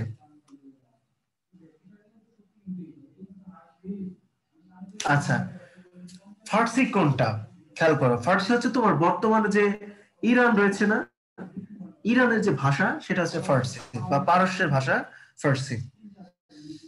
কি কি আছে তোমরা একটু সবাই আমার সাথে একটু বলো, ছন্দ আকারে বলবো, তোমরা কিন্তু হাসতে পারবা না, ছন্দগুলো মেলানোর জন্য মিলিয়েছি, তোমাদের কল্যাণে মিলিয়েছি। নামাজ রোজা না করলে গুনাহ হয়, তাই বেহেশতে যাওয়া যাবে না, খোদার হুকুমে ফেরেশতা ও পয়গম্বররা দোজখে নিয়ে যাবে। আমি লিখিয়ে দিব, আগে একটু পড়িয়ে নেই, তাই না? তাহলে হালকা হবে। আবার বলছি, নামাজ রোজা না করলে কি হয়? গুনাহ হয়। সিকোয়েন্স গুলো মনে রাখবা। তাই কোথায় যাওয়া যাবে না? বেহেশতে যাওয়া যাবে না। খোদার হুকুমে ফেরেশতারা কই নিয়ে যাবে? দোজখে নিয়ে যাবে। এই কতগুলো শব্দ। তাহলে এবার এটা আমি তোমাদেরকে লিখে দেই। আর তোমাদেরকে এগুলো যদি পড়ানো হয় তাহলে আমার লিখার দরকার নেই। পড়ানো কি হয়েছে? লিখে দিব এগুলো। আরো রয়েছে, লিখে দিলে ভালো। স্যার লিখে দেন, স্যার লিখে দেন, লিখে দেন। লিখে দিচ্ছি, ওকে। অসংখ্য রয়েছে, আমি লিখে দিব সবগুলি, ভয় নেই। আমি জাস্ট একটু জানার চেষ্টা করলাম, তাহলে আমি সবই লিখে দিচ্ছি, ভয় নেই। এবার একটু সুন্দর করে উঠাও, একটু ঝটপট উঠিয়ে নাও। নামাজ রোজা না করলে কি হয়? মনে রাখবা, মনে আছে না? করলে কি হয়? গুনাহ হয়, গুনাহ। নামাজ রোজা গুনাহ হয়। তাই কোথায় যাওয়া যাবে না? বেহেশতে যাওয়া যাবে না, বেহেশতে। আমরা যা বলি আমাদের বাংলা মনে হয় শব্দ নাই, সবই ধার করা। বেহেশতে যাওয়া যাবে না। আমি যেগুলো নিচে দাগ দিই সেগুলো ফার্সি শব্দ, খেয়াল করবা। খোদার হুকুমে, খোদা হুকুমে, হুকুমটা না কিন্তু, হুকুমটা আবার আরবি শব্দ। খোদার হুকুমে ফেরেশতা ও পয়গম্বর, পয়গম্বর কই নিয়ে যাবে? দোজখে, দোজখে নিয়ে যাবে। মনে থাকবে না ভাই? বলো, এর চেয়ে সহজ ভাবে আর বলার আমার কোনো উপায় ছিল না। আশা করি সিকোয়েন্সটা রাখলে তোমাদের মনে থাকবে, আশা করি। ঠিক আছে, ফার্সি শব্দ দেখবা। এখন আমরা অনেকগুলো ফার্সি শব্দ পাবো, সবগুলোই আমাদের। ফেরেশতার পর কি লিখছেন বুঝি না। কোনটা ভাইয়া? ফেরেশতার পরে লেখাটা বোঝা যাচ্ছে না ঠিক। পয়গম্বর, পয়গম্বর। আচ্ছা। আমি তো উচ্চারণ, পয়গম্বর দোজখে নিয়ে যাবে। ঠিক আছে, গেল একটা, দিলাম লিখে আমি এটা। আচ্ছা, আর কি রয়েছে? ফার্সি শব্দ, কিন্তু আমরা এখন ফার্সি পড়ছি, মনে রাখবা ফার্সির ভিতরে কি কি রয়েছে। এবার আর একটা একটু শুনে নাও, অত্যন্ত ইম্পর্টেন্ট, একটু শুনে নাও, এরপর বোর্ডে লিখে দিচ্ছি, পড়ে নাও। আদম আলী আমদানি করে জানোয়ার। আদম আলী আমদানি করে কি? জানোয়ার। জিন্দার নমুনা বদমাশি। বদমাইশ ছিল না? একটু দুষ্ট প্রকৃতির ছেলেদেরকে বলে বদমাইশ, খারাপ ছেলে, এরকম বলে না? তার আদম আলী আমদানি করে কি? জানোয়ার। জিন্দার নমুনা কি? বদমাইশি। রফতানিতে কি হয়? হাঙ্গামা হয়। দেখো মনে থাকবে না? এবার একটু বলো, আদম আলী আমদানি করে কি? জানোয়ার। জিন্দার নমুনা বদমাশি। রফতানিতে হাঙ্গামা। এবার উঠিয়ে দিচ্ছি তোমাদেরকে আমি, উঠাও তাড়াতাড়ি। ফার্সি, ফার্সি কিন্তু ফার্সি। আদম আলী আমদানি, এই যে আমদানি শব্দটা খুব ইম্পর্টেন্ট। আমদানি করে কি? জানোয়ার। জানোয়ার। জিন্দার, আমার জীবন্ত জিন্দালাস কান্দিস তারে বনের, কি জানি বনের বাঘ, এরকম আছে না কি যেন গান? জিন্দা। জিন্দার নমুনা, নমুনা বদমাশি, বদমাইশ। রপ্তানিতে কি হয়? রপ্তানিতে কি হয়?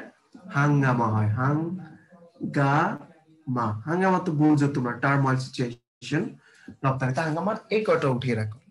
একটু মিলিয়ে মিলিয়ে দিলাম কিন্তু, ঠিক আছে? তো সবাই আশা করি উঠে হচ্ছে। আসো, আর কি রয়েছে ফার্সি শব্দ? ফার্সি শেষ করলে কিন্তু, ফার্সি খুব ইম্পর্টেন্ট। আমি ইম্পর্টেন্ট যেসব ভাষাগুলো আসে সেগুলো কিন্তু বলছি তোমাদেরকে। উঠানো হয়েছে আশা করি, তাই না? আমি বলছি, যদি লেখা স্পষ্ট হয় মিলিয়ে নাও। হয় না, একটু লেট।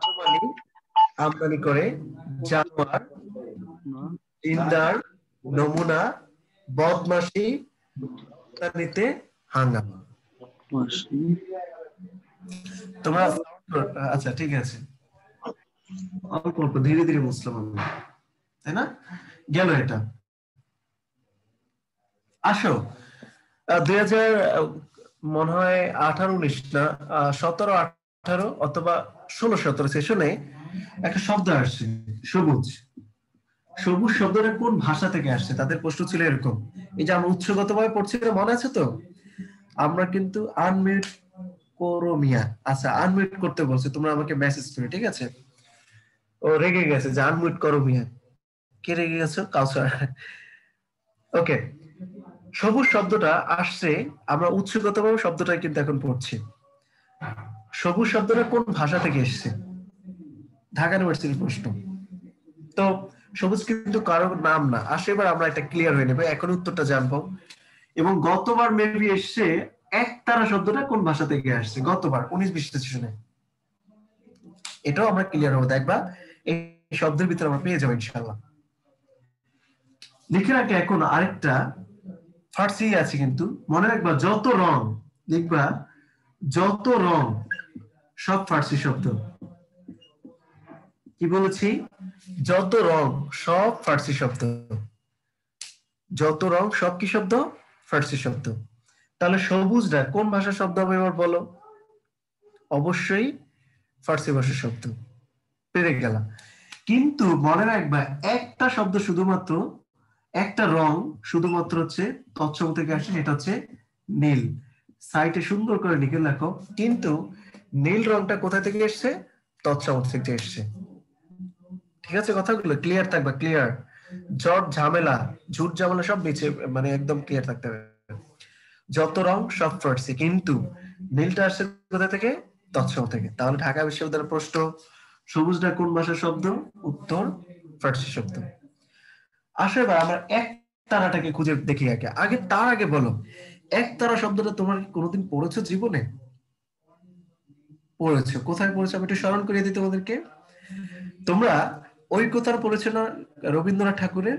সেখানে কিন্তু একতারা শব্দটা আসছে, সেখান থেকে আসছে কিন্তু। আচ্ছা এবার দেখো, এবার লিখে দিচ্ছি এই একতারা শব্দটা, আমরা দেখবো ক্লিয়ার হয়ে যাবে ইনশাআল্লাহ এখনই। তার এবং তারা যুক্ত যত শব্দ আছে, তার এবং তারা যুক্ত বাদ্যযন্ত্র, মোটামুটি বাদ্যযন্ত্র বা বাদ্যযন্ত্র রিলেটেড শব্দ। কি বলেছি? তার এবং তারা যুক্ত যত বাদ্যযন্ত্র হয় সব ফার্সি শব্দ হবে। ঠিক আছে কথাটা? তার তারা যুক্ত যত ফার্সি শব্দ আছে সব ফার্সি শব্দ। কি আসলে এই সেই একতারা, একতারাটির বাঁশির সুরে, আমরা গান শুনি না, সুরের বাঁধন, এরকম একটা গান রয়েছে একতারা, এবং কবিতায় রয়েছে আমাদের। কোন শব্দ? ফার্সি। কি বলেছি? তার তারা যুক্ত যত বাদ্যযন্ত্র রয়েছে সব কি? ফার্সি। আর কি রয়েছে? খালি একতারা রয়েছে? দোতারা বলি না, একতারা বাজাইও না, দোতারা বাজাইও না, একতারা বাজাইলে মনে পড়ে যায় একদিন বাঙালি ছিলাম রে। এই যে দেখো দোতারা বাদ্যযন্ত্র। সে তারা, অনেকে সে তারা বলে, সে তার বলে, যাই বলো না কেন, whatever you can say, যেটা ইচ্ছা সেটা বলতে পারবে তুমি। আর রয়েছে কি? বেতার। তারপর আমরা কি পেলাম? তার তারা যুক্ত যত শব্দ রয়েছে সব বাদ্যযন্ত্র হবে, সব শব্দগুলো কি? ফার্সি শব্দ। এক তার উত্তরটাকে আমরা পেয়েছি, পেলাম কিন্তু গতবারের প্রশ্ন, একদম টাটকা প্রশ্ন, তাজা।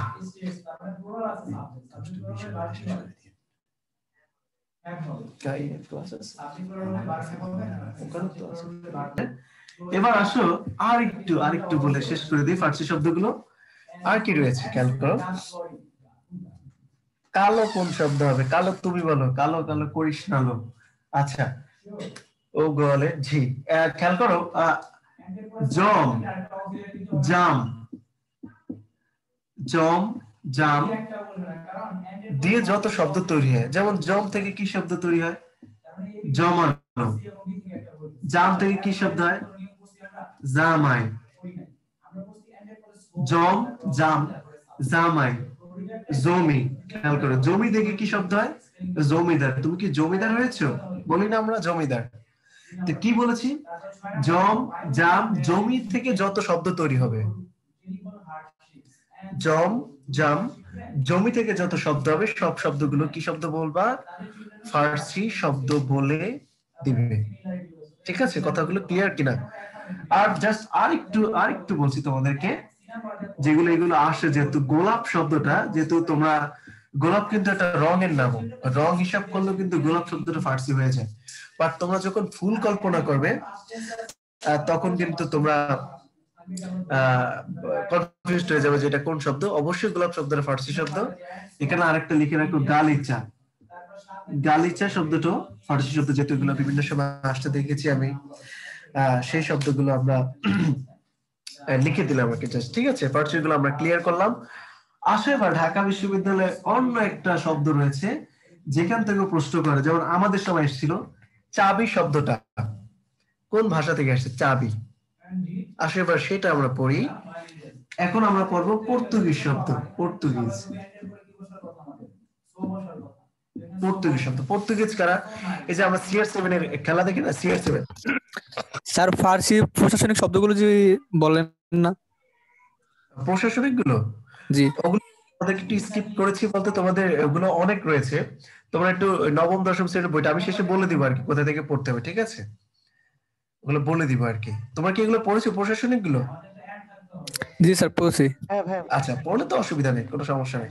এটা বলে দিব আর কি লেকচার শিটে যখন দাগাতে যাবো আর কি, ঠিক আছে? যেগুলো একটু বাইরে আসে, বাইরে থেকে আসে, সেগুলো একটু বললাম তোমাদেরকে। ওকে, আসলে পর্তুগিজ গুলো, পর্তুগিজ গুলো একটু খেয়াল করি। যারা পর্তুগালে রয়েছে, এই পর্তুগালে যারা, তাদের মুখের ভাষাগুলো হচ্ছে পর্তুগিজ। এই পর্তুগিজটা কি আমাদের বাংলাদেশে এসেছিল? হ্যাঁ এসছে। দেখো ছোটবেলা আমাদের কবিতা পড়ে ঘুম পাড়াতো না, যে খোকা ঘুমালো, পাড়া জুড়ালো, বর্গি এলো দেশে। এই বর্গি কারা? বর্গি মূলত হচ্ছে পর্তুগিজরা। অত্যন্ত দস্যু টাইপের মানুষ ছিল, তারা এসে বাংলাদেশে খালি ডাকাতি করতো। তো এই পর্তুগিজের যে ভাষা এখনো আমাদের বাংলা ভাষায় টিকে রয়েছে, সেগুলোকে আমরা একবার আমি পড়িয়ে দিই।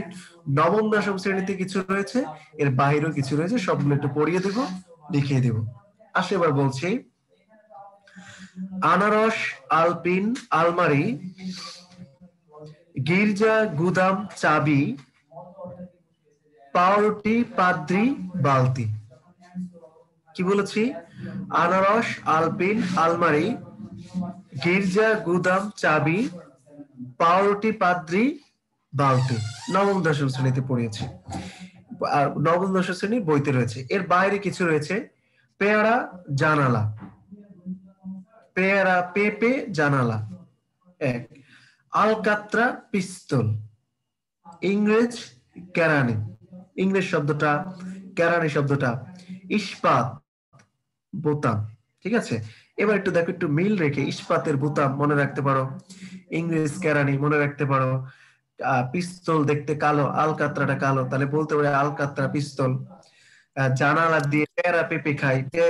স্যার পর্তুগিজ কি কোনো ছন্দ নাই? পর্তুগিজ শব্দগুলো মনে রাখার ছন্দ? এভাবেই না, ছন্দ করলে আর ঝামেলা, এই জন্য এইভাবে একটু শব্দগুলো একটু পড়িয়ে দিই। আমি একটু যেভাবে উঠাবো আর কি, এইভাবে বক্স করে উঠাই না, তোমরা একটু বক্স করে উঠাবা, তাহলে দেখবে একটা শব্দের মতো হয়ে যাবে, শব্দ শব্দ দিয়ে শব্দ হয়ে যাবে আর কি। তো লিখে দিচ্ছি এবার, আনারস। তোমরা আনারস চিনো না? আনারস চিনো? আনারস, আলপিন, আলমারি, আলমারি, গির্জা, গুদাম, গির্জা, গুদাম। এই যে আমাদের সময় এসেছিল কোনটা? চাবি। পাউরুটি, পাউরুটি তো চিনো তাই না? পাউরুটি। পাদ্রি, পাদ্রি কি? পাদ্রি হচ্ছে তোমার ওই যে চার্চ, মানে যে খ্রিস্টানদের যে চার্চ থাকে না, সেখানে যারা থাকে আর কি দায়িত্বপ্রাপ্ত হুজুর বা তাদেরকে বলে পাদ্রি। পাউরুটি, পাদ্রি, বালতি, পাউরুটি, পাদ্রি, বালতি। নবম দশম শ্রেণীতে এই কটা রয়েছে। তোমরা একটু এভাবে উঠেও, তাহলে হয়তো একটু মিল থাকতে পারে। আলমারি, চাবি, বালতি, দেখো শেষে একটু মিল রয়েছে। এরপর হচ্ছে কি? পেয়ারা, পেঁপে, পেঁপে, জানালা। পেয়ারা, পেঁপে, জানালা, মানে তুমি একটু মনে রেখো, পেয়ারা দিয়ে পেঁপে খাই, সরি জানালা দিয়ে পেয়ারা পেঁপে খাই, পেড়ে খাই আর কি কথাগুলো। আলকাত্রা, আলকাত্রা চিনো? কালো। পিস্তল দেখতে কিরকম? তাও কালো। ইংরেজ, আমি একটু উপরে লিখি তাই না, নিচে মনে দেখা যাবে না, উপরে লিখি। ইংরেজ, কেরানি, কেরানি, কেরানিটা আসতে দেখেছি আমি। এরপর রয়েছে ইস্পাত, আরেকটা রয়েছে সর্বশেষ বোতাম। ঠিক আছে, সবাই একটু উঠিয়ে নাও, সুন্দর করে স্যার উঠিয়ে নাও। ওইটা যদি কি আল কাতারা? আল কাত, ও সরি, আল আল কাতরা, কাতরা শেষে টাকা হবে, আল কাতরা না, এরকম ভুল ধরলে হবে? আমি তো বলে দেই আল কাতরা। সো উঠিয়ে নাও একটু সুন্দর করে, তাড়াতাড়ি উঠানো হয়েছে কি? হ্যাঁ, উপরে আশা কি করি। লিখছেন একটু বলতেন যদি? ক্যারানির পরে কি লিখছেন? কোনটা ভাইয়া? উপরে কি ক্যারানির লিখছেন পরেরটা। একটু? ও, ক্যারানির পরে লিখেছি ইস্পাত, আচ্ছা, আরেকটা লিখেছি বোতাম। আশা করি ইনশাল্লাহ এখান থেকে আশা করি ইনশাল্লাহ কমন পড়ে যেতে পারে। শব্দগুলো আমরা দেখো সবগুলোই আমরা ব্যাকআপ নেওয়ার চেষ্টা করি। নবম দশম শ্রেণী দিয়েছি, সাথে আর টুকটাক কিছু দিয়েছি আশার মধ্যে। চাবি তালাও আছে এক বইতে দেখছি। হ্যাঁ, তালা তালা তালা আছে, তালা দিয়ে দিও, সমস্যা নেই। একটু উঠানো হয়েছে না? উঠানো হয়েছে নাকি হয় নাই এখনো? এবার আমরা আসি তুর্কি, কতগুলো শব্দ তুর্কি, তুর্কি শব্দ। তুর্কি কোনটা দেখো, তুর্কি শব্দ আমাদের তুর্কি শব্দ থেকে দেখেছি আমি বিভিন্ন বিশ্ববিদ্যালয়ে, ঢাকা বিশ্ববিদ্যালয় সহ প্রশ্ন আসতে দেখেছি তুর্কি শব্দগুলো থেকে। এই তুর্কি হচ্ছে তোমার তুরস্ক যারা বর্তমানে বসবাস করে, তুর্কি মানে তুরস্ক যারা এখন বর্তমানে বসবাস করে তাদেরকে বলা হয় তুর্কি শব্দ। কি কি রয়েছে? এক, ওই যে দুলাল মেয়ে একটা গল্প পাঠিয়েছে, গল্পটা তোমরা চাইলে নিতে পারো, সমস্যা নাই, তোমরা যেটা ভালো লাগে সেটাই পড়তে পারো। এবার তুর্কি শব্দগুলো কি রয়েছে? তুরস্ক যেটা, সেটা হচ্ছে তুর্কি শব্দ। আসলে এবার দেখি আমরা 9 টেনের বইয়ের ভিতরে রয়েছে 4টার মতো শব্দ, চাকর, চাকু, তো, দারোগা। দুলাল মেয়ে একটা গল্প দিয়েছে, তোমরা গল্পটা চাইলে পড়তে পারো, দুলাল মধু আর কি, অথবা যেটা ভালো লাগে পড়তে হবে তোমাদের। চাকর, চাকু, তোপ, দারোগা, ডান। 9 টেনের বইয়ের ভিতরে কয়টা দেওয়া আছে, কিন্তু নবম দশম শ্রেণীর বইয়ের বাইরেও তুর্কি শব্দ থেকে অনেক প্রশ্ন আসে। এবার চলো তোমাদেরকে আমি একটু লিখে দেই কি কি রয়েছে, একটু আগে একটু পড়িয়ে দেই। বাবুর্চি কাচি বন্দুক নিয়ে আসো, বাবার লাশ নিয়ে যায় উজবুক খাতুনে, বেগম সাহেবার সওগাত হইছে তাই কোরমা খায়। কি বলেছি এবার একটু লিখে দেই। নবম দশম শ্রেণী ক্লিয়ার করেছি, এবার লিখছি বাবুর্চি, বাবুর্চি কি করো, কাচি বন্দুক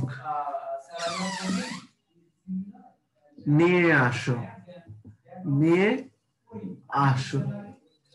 বাবার লাশ নিয়ে যায় কে? বাবার লাশ নিয়ে যায় উজবুক, উজবুক খাতুনে,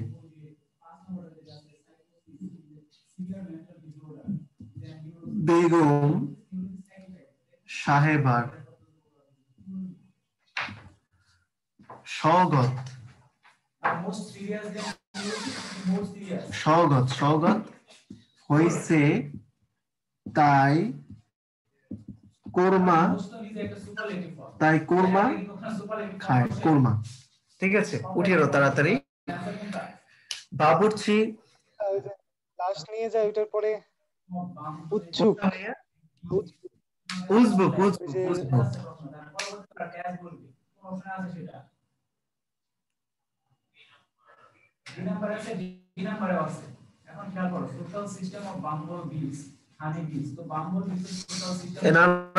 দেখো নানান কিছু শেয়ার করছে, তোমরা একটু নিয়ে নিও এগুলো ওদের কাছ থেকে, ভালো হবে। যদি তোমাদের যেটা ভালো লাগে, স্বাচ্ছন্দ্য বোধ করে সেটাই নিবে। তো তুর্কি শব্দগুলো কি উঠানো হয়েছে?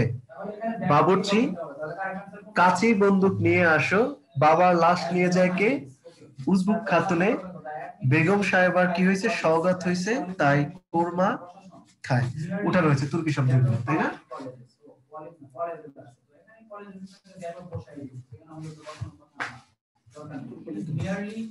তুমি বলবো কয়টায়? 10টায়?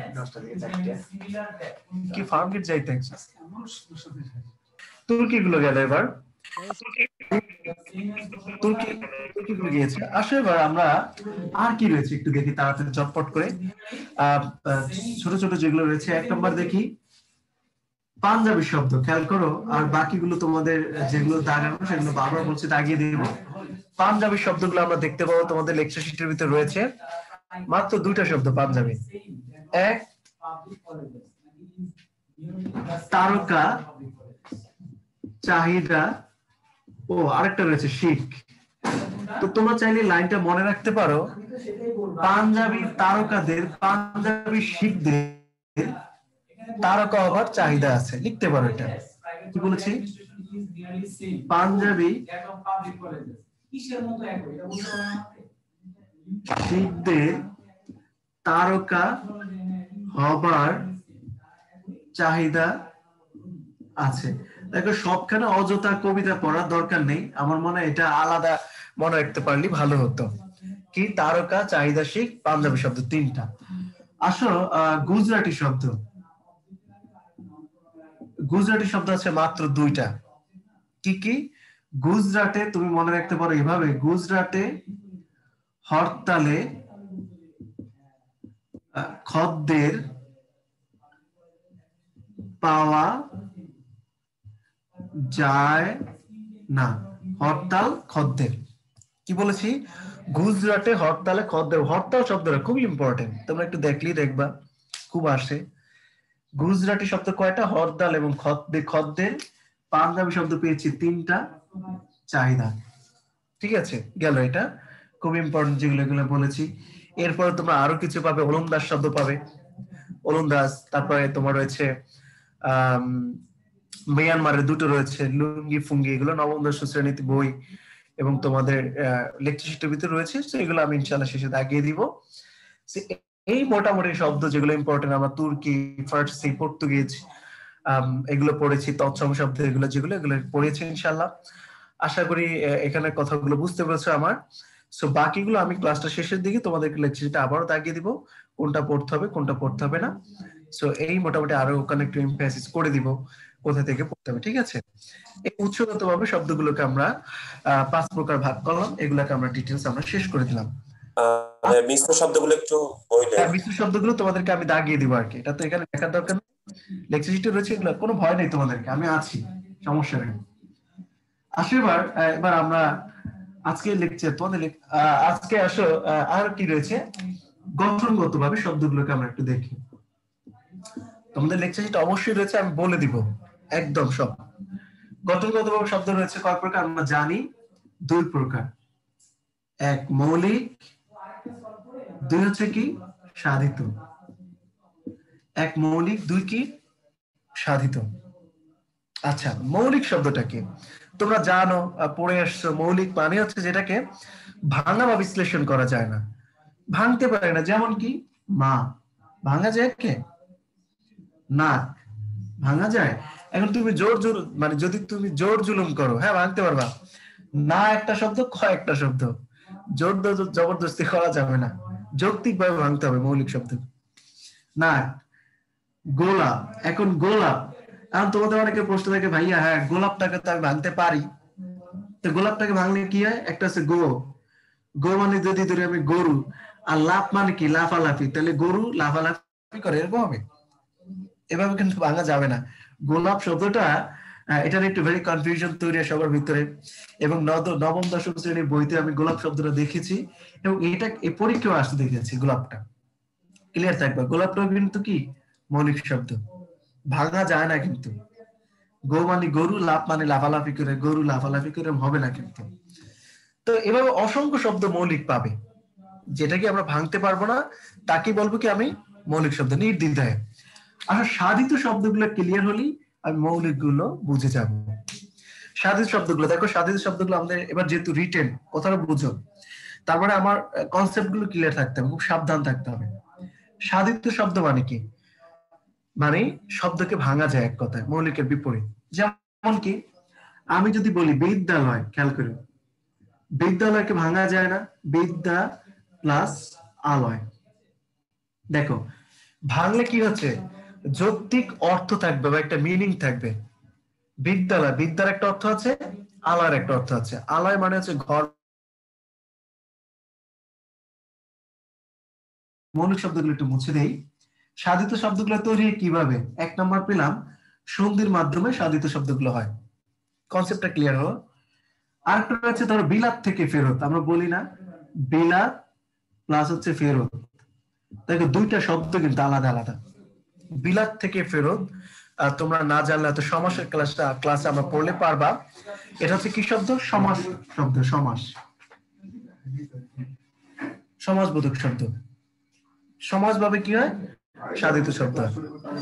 আসে এবার এরপর রয়েছে কি উপসর্গ। উপসর্গগুলো তোমরা জানো, আমি পড়িয়েছি তোমাদেরকে, ক্লিয়ার হয়েছে তোমার উপসর্গ নিয়ে।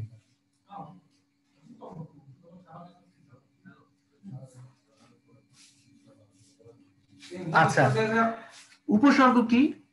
উপসর্গ যেমন হচ্ছে সুজন মানে কি ভালো মানুষ, সুপথ, পড়েছো না তোমরা? দেখো ভাঙতে পারে সু প্লাস জন। সু এর অর্থ হচ্ছে কি? সু কি উপসর্গ, এবং সু এর আলাদা অর্থ আছে, তোমরা মিনিং অফ ভিত্তিক পড়েছো। জন মানে জানো, উপসর্গ থেকে সাধিত শব্দ হয়ে গেল এটা। এরপর হচ্ছে প্রত্যয়। প্রত্যয় কি? প্রত্যয় ক্লাস মনে হয় তোমাদের হয়নি, উপসর্গ হয়েছে। প্রত্যয় মানে শব্দের শেষে নতুন একটা কিছু অ্যাড হয়ে আবার একটা নতুন শব্দ তৈরি করে। যেমন কি? যেমন দয়া প্লাস বান।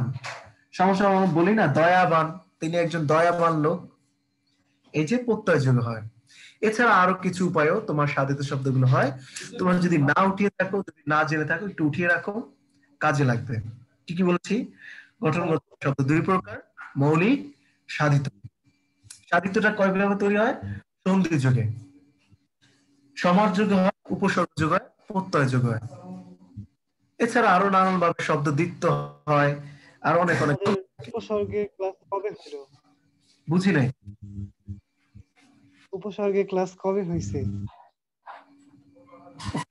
আমার মনে গিয়েছে তো তোমাদের। ভাই উপসর্গ ক্লাস হয়ে গেছে, আরো আগে হয়েছে উপসর্গের ক্লাস। হয়েছে হয়েছে, উপসর্গ ক্লাস হয়েছে ভাইয়া। আচ্ছা গেল এটা, তাহলে এটা বুঝতে পেরেছো। আসলে এবার আমরা অর্থগত থেকে আমরা একটু সেই দিকে একটু লক্ষ্য করি। উঠানো হয়েছে না তোমাদের? আচ্ছা খেয়াল করে এবার অর্থগত দিকে আমরা লক্ষ্য করি। গঠনগত দুই প্রকার শেষ, অর্থগত দিকে এবার একটু আপনি তাকাই। অর্থগত ভাবে শব্দ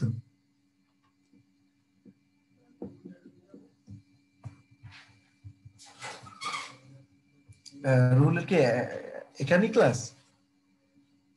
তুমি আজকে ইয়েতে যাও না কেন? পারমিট যাও না কেন? অর্থগত ভাবে শব্দ হচ্ছে 3 প্রকার। কি কি? এক যৌগিক, 2 নাম্বার রূঢ়ি। খেয়াল করবো রূঢ়, এর অপর নাম হচ্ছে রূঢ়ি। 3 যোগ রূঢ় শব্দ। খেয়াল করো তোমরা নবম দশম শ্রেণীর বইতে খুব করে এগুলো ডেফিনেশন গুলো দেওয়া রয়েছে। আমি আগে তোমাদেরকে একটু থিমেটিক ধারণা দিতে চাই। থিমেটিক ধারণা, তারপরে তোমাদেরকে থিমেটিক ধারণা দেওয়ার পরে তারপর তোমাদেরকে আমি আরো সুন্দর করে বিস্তারিত বলবো। থিমটা বুঝি আগে। অর্থগতভাবে শব্দ 3 প্রকার। দেখো এগুলো সবগুলোর সংজ্ঞা আমরা দুটো শব্দের মাধ্যমে শিখবো, সেটা চেষ্টা করবো ইনশাআল্লাহ। এক, দুটো শব্দ কি? একটা হচ্ছে সৃষ্টিগত অর্থ, এর মধ্যে লিখো তোমরা, আর একটা ব্যবহারিক অর্থ। ব্যবহারিক অর্থ, এই দুটো শব্দ দিয়ে আমরা সবগুলো ডেফিনেশনটা একটু ক্লিয়ার হওয়ার চেষ্টা করব। সৃষ্টিগত অর্থ, ব্যবহারিক অর্থ। খেয়াল করো যৌগিক শব্দের ডেফিনেশনটা কি শুনো একবার, থিম এরপর লিখে দিব। যে সকল শব্দগুলোর সৃষ্টিগত অর্থ ব্যবহারিক অর্থ একই, মানে যখন শব্দটা সৃষ্টি হয়েছে তখন যে অর্থ ছিল এখনো সেম একই অর্থ রয়েছে, তাকে আমরা বলবো কি? যৌগিক শব্দ। যেমন যেমন রয়েছে মধুর। মধুর মানে কি?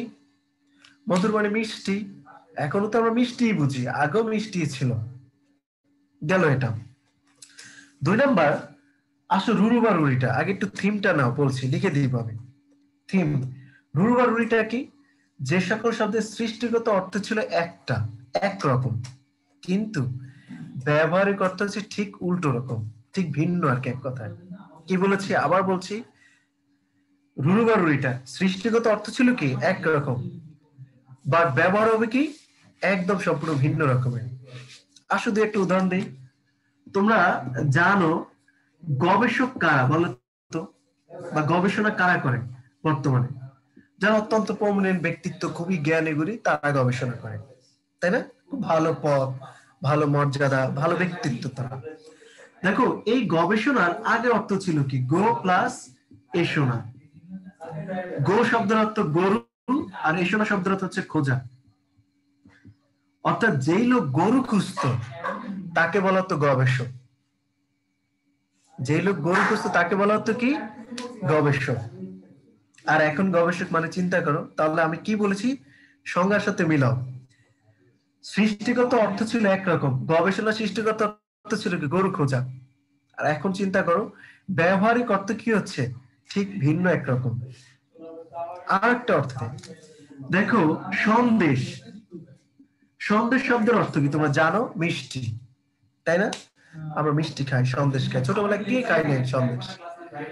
বাট এখন সন্দেশ কি মানে, সরি, এখন সন্দেশ মানে মিষ্টি বা জানি আমরা, বাট আগে সন্দেশ মানে কি? তোমরা যদি আগে লেখক সাহিত্যিকদের বইটে পড়তা বা পড়ো, দেখবা সন্দেশ মানে শব্দের অর্থ হচ্ছে খবর, খবর। তাহলে দেখো সৃষ্টিগত অর্থ ছিল একরকম, ব্যবহার অর্থ হচ্ছে সম্পূর্ণ ভিন্ন রকম। আসে আবার যোগগ্রহ শব্দটা, এটা একটু লাগাই দিতে। যোগগ্রহ শব্দটা আসো, যোগগ্রহ শব্দটা কি?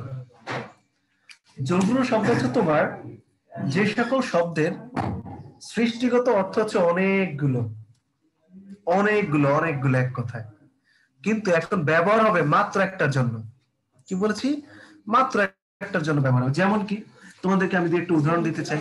যেমন কি রয়েছে, যেমন এবার বলছি জলধি। জলধি, জলধি শব্দের অর্থ কি? জল ধারণ করে যে, তাকে বলা জলধি। আচ্ছা, জলধি জল ধারণ করে যে, জল ধারণ করে কে বলতো? নদী, পুকুর, খাল, বিল, সাগর। খেয়াল করো, জলধি শব্দের অর্থ কি? জল যেই ধারণ করবে তাকে আমি বলবো জলধি। আচ্ছা, জল ধারণ কি খালি নদীতে করে? পুকুরে করে না, খালে করে, বিলে করে, আমাদের জগ গ্লাস সবাই তো জল ধারণ করে। তার মানে যোগগ্রহ শব্দটা কি? সৃষ্টিগত অর্থ হচ্ছে কতগুলো? অনেকগুলো, অনেক অনেক অনেক, কিন্তু ব্যবহার হবে সেখান থেকে মাত্র একটা। যেমন এখন জলধি মানে কি? সাগর, তাকে আমরা বলবো কি শব্দ? যোগগ্রহ শব্দ। ঠিক আছে, তাহলে এবার একটা আমরা এই শব্দগুলো ডেফিনেশনটা বুঝেছি। এবার আমি শব্দগুলো তোমাদেরকে একটু পড়িয়ে দিতে চাই এবং তোমরা একটু তাড়াতাড়ি লিখে নাও, ছন্দ আকারে লিখে দিতে চাই। তোমরা যদি পড়ে থাকো তাহলে তো ভালো, আর না পড়ে থাকলে একটু উঠিয়ে নাও। ঠিক আছে, দিলাম মুছে। আসো আমরা ফার্স্টে যৌগিক শব্দগুলো একটু লিখে দেই। যৌগিক শব্দের সংজ্ঞা একবার একটু উঠিয়ে রাখো। সৃষ্টিগত অর্থ, ব্যবহারিক অর্থ একই, ক্লিয়ার কথাটা। এবার নবম দশম শ্রেণীতে যেসব শব্দগুলো রয়েছে সেগুলো একটু ব্যাখ্যা করে দিলেই বুঝবা। মধুর গায়ক কর্তব্য ছেড়ে, তোমার কাছে যেটা স্বাচ্ছন্দ্য বোধ করো, ছড়া পড়লে ছড়া, শব্দগুলো পড়লে ছড়া শব্দ, তুমি যেটা স্বাচ্ছন্দ্য বোধ করো পাঠ তোমাকে পড়তে হবে। কিন্তু মধুর গায়ক কর্তব্য ছেড়ে বাবুয়ানা ভাব করে, একটু জটপট উঠিও, বাবুয়ানা ভাব করে করে পিতৃহীন দৌহিত্র, দৌহিত্র যেটা কঠিন সেখানে গিয়ে একটু উল্টা বলা হয়, দৌহিত্র মিতালি, মিতালিকে নিয়ে সিকে মারতে গেলেন, চিকে মারতে গেলেন। বাবুয়ানা, পিতৃহীন, দৌহিত্র, মিতালি, চিকে মারা। তাহলে একটু তোমাদের অর্থগুলো আমি বলে দিই, তোমাদের লেকচার শিটে পাবে, তারপর একটু বলে দিই, তোমরা চাইলে এভাবে ছন্দটা উঠিয়ে রাখতে পারো। কি বলেছি, মধুর গায়ে কর্তব্য ছেড়ে বাবুয়ানা ভাব করে পিতৃহীন দৌহিত্র মিতালিকে নিয়ে সিকে মারতে গেলেন। তো মধুর মানে মিষ্টি, গায়ক মানে হচ্ছে তোমরা জানো যে গান গায়, কর্তব্য কৃযোক্তব্য যা করা উচিত আছে ঠিক। বাবুয়ানা মানে বুঝো যে একটু মানে কাজ নাই কর্ম নাই ভাবসাব নিয়ে চলে। পিতৃহীন মানে যার বাবা নেই জানো। দৌহিত্র মানে হয়তো তোমার একটু প্যাচ লাগতে পারে, দৌহিত্র শব্দের অর্থ হচ্ছে নাতি। মিতালি শব্দের শাব্দিক অর্থ হচ্ছে সম্পর্ক, যেমন নদীর সাথে আমাদের গভীর মিতালি পড়েছি আমরা, সম্পর্ক বোঝায়। চিকে মারা, এই চিকে মারা কিন্তু তোমরা ফার্ম গেটে আসলে বা বাজারে আসলে দেখবা যে জায়গায় খায় জায়গায় মেরে আদরের মাইয়া উকুনে ফালাইছে খাইয়া, আমার কাছে ওই যে ওষুধ বিক্রি করে না যে একবার নেন দেখবেন জায়গায় খায় জায়গায় ব্রেক, এই যে সেই চিকা মারা না কিন্তু, খবরদার সেই ইন্দুর বাচ্চা চিকা না এটা। এই চিকে মারা শব্দের অর্থ হচ্ছে কিন্তু তোমার তোমার দেয়ালের লিখন, খবরদার। আমার ভাই বোন যে এই চিকা মারা ঔষধ, এটা চিকা মারার ঔষধ, দেওয়ালের লিখন। আমার লিখতে একটু কষ্ট আছে, তোমরা একটু বুঝে নিও। চিকে মারাকে লিখে রাখবে দেয়ালের লিখন। এই যে দেয়ালে যে নানান ধরনের অ্যাডভার্টাইজমেন্ট দেয় না, সেটাকে বলা হয় চিকে মারা। সো ওই একজনের প্রশ্ন করে ফেলছে, চিকা চিকা মানে ইন্দুর বাচ্চা না, খবরদার কিন্তু দেয়ালের লিখন। ঠিক আছে, আশা করি তোমরা উঠিয়েছো। যৌগিক শব্দগুলো আবার ডেফিনেশনটা বলছি। সৃষ্টিগত অর্থ, ব্যবহারিক অর্থ একই। আগেও চিকে মারা যা ছিল এখনো চিকে মারা মানেই তাই বুঝি গেল এটা। এবার আসো আমাদের রুরু বা রুড়ি শব্দগুলো। রুরু বা রুড়ি শব্দগুলো চিকে মারা ব্যবহারিক অর্থ ভিন্ন, তাহলে যৌগিক না। কই ব্যবহারিক অর্থ ভিন্ন কই? চিকে তুমি মনে করো চিকা মানে যে চিকা, চিকে মারা বলেছি, চিকা মারা না। আচ্ছা, রুরু বা রুড়ি। রুড়ো বা রুড়ি শব্দ কি বলেছি? সৃষ্টিগত অর্থ এক এবং ব্যবহারিক অর্থ সম্পূর্ণ ভিন্ন। আসলে এবার আমি তোমাদেরকে একটু ছন্দ আকারে বলে দিই, একটা লাইন তোমরা চাইলে পড়তে পারো, লিখতে পারো। কি?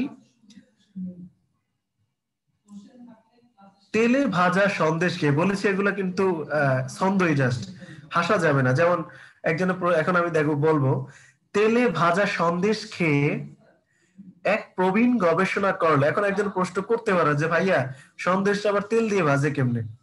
সেইসব করা যাবে না। আবার বলছি, তেলে ভাজা সন্দেশ খেয়ে এক প্রবীণ গবেষণা করলো, পাঞ্জাবি পরে হস্তির পিঠে উঠে ভালোবাসি বাজে।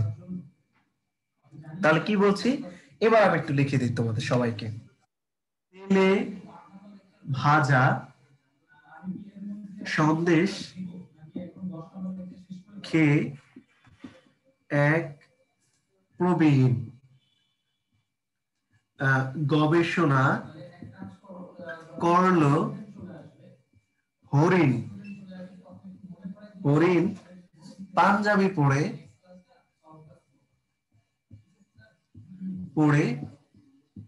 হস্তির পিঠে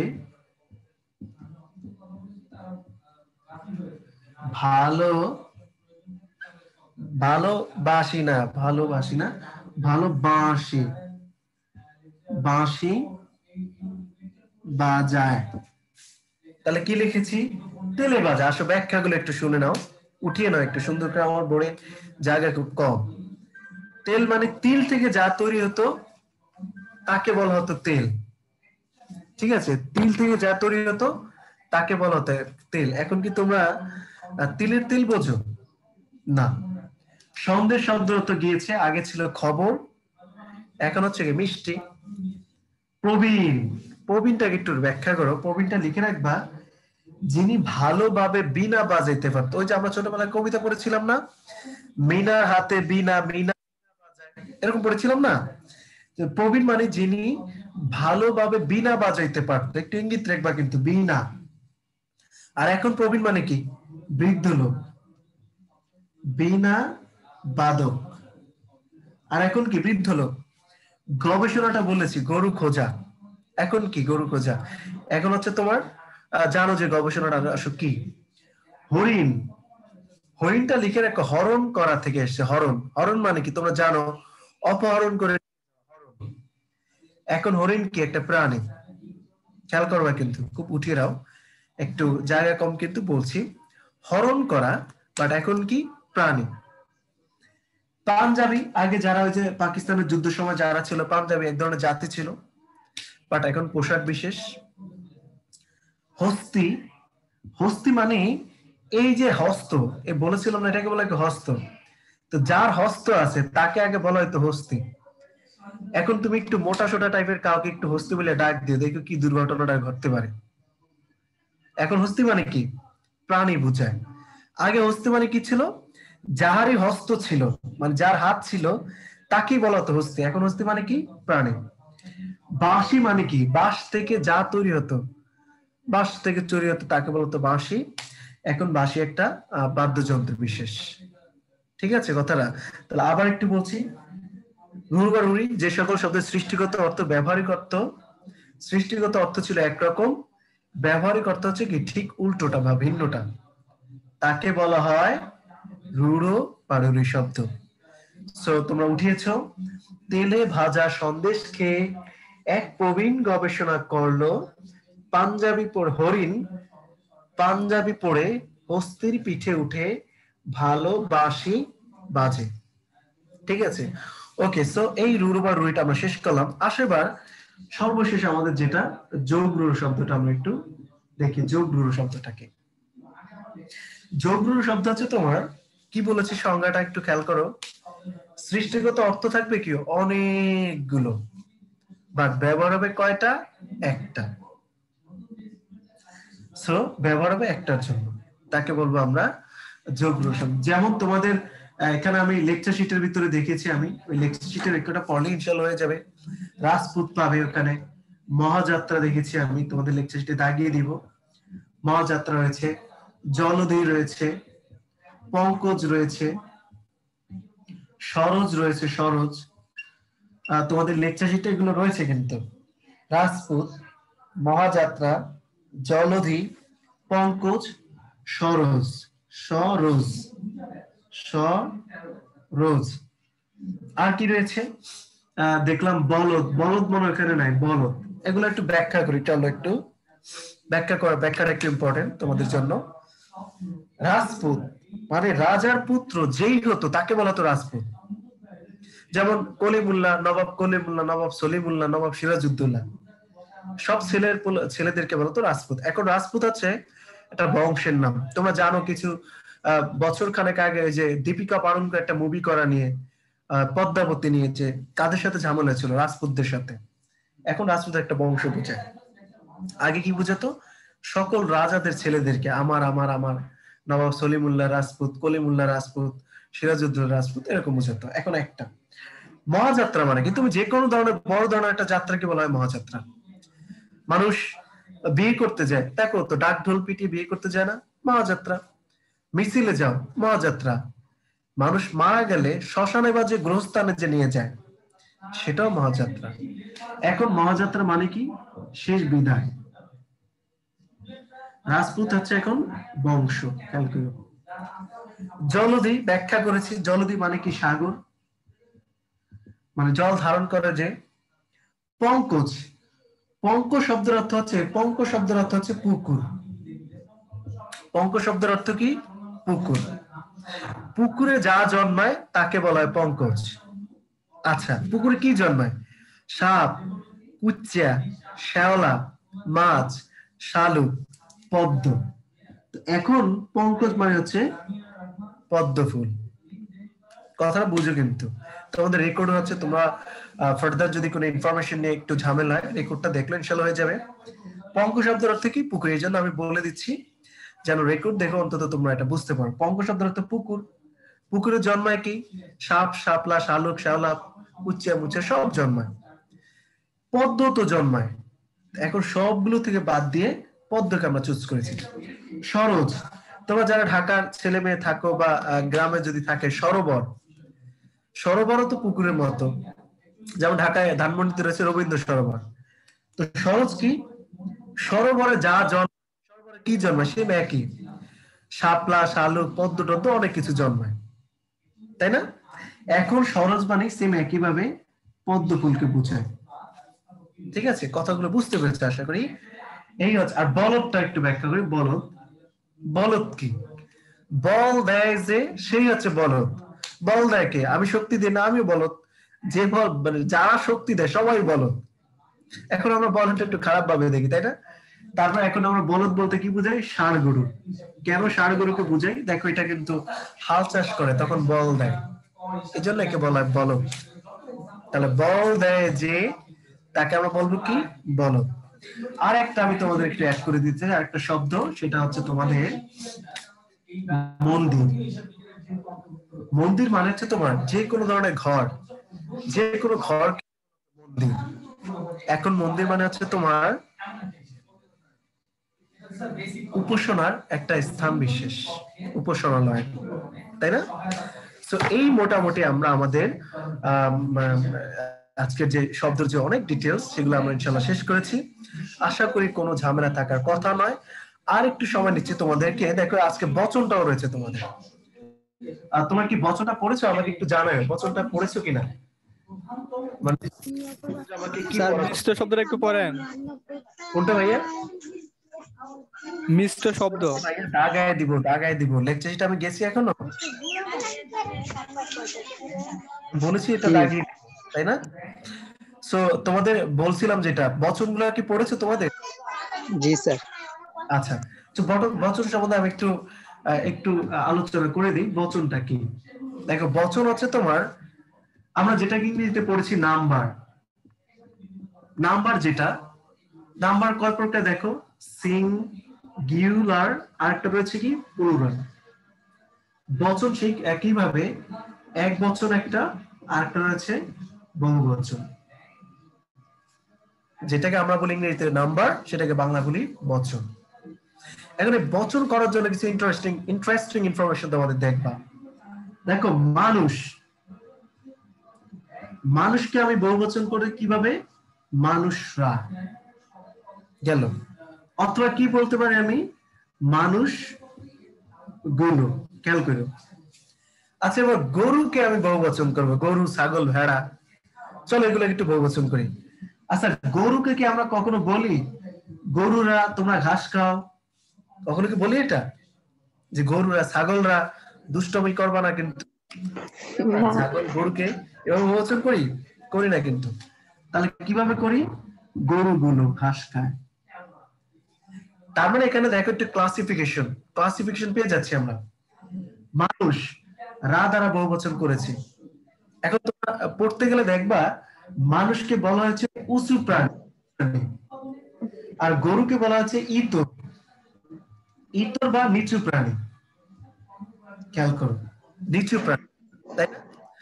তো এখন একটা ইন্টারেস্টিং বিষয় এখানে উঠিয়ে রাখবা তোমরা, যে রা দ্বারা শুধুমাত্র কথাগুলো তোমরা উদাহরণের মাধ্যমে তো বুঝতে, রা দ্বারা শুধুমাত্র কাদেরকে বহুবচন করা হয়?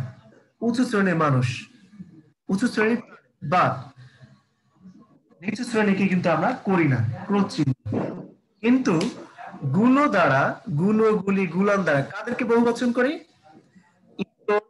উঁচু শ্রেণী, নিচু শ্রেণী সবাইকে কিন্তু আমরা গরুগুলো, ছাগলগুলো, ভেড়াগুলো, বইগুলো বলি না? সব করতে পারি। গেল একটা ধরন। বচন শব্দ জানো, নাম্বার, এটা পরে একটু মুসলাম আমি এটুকু।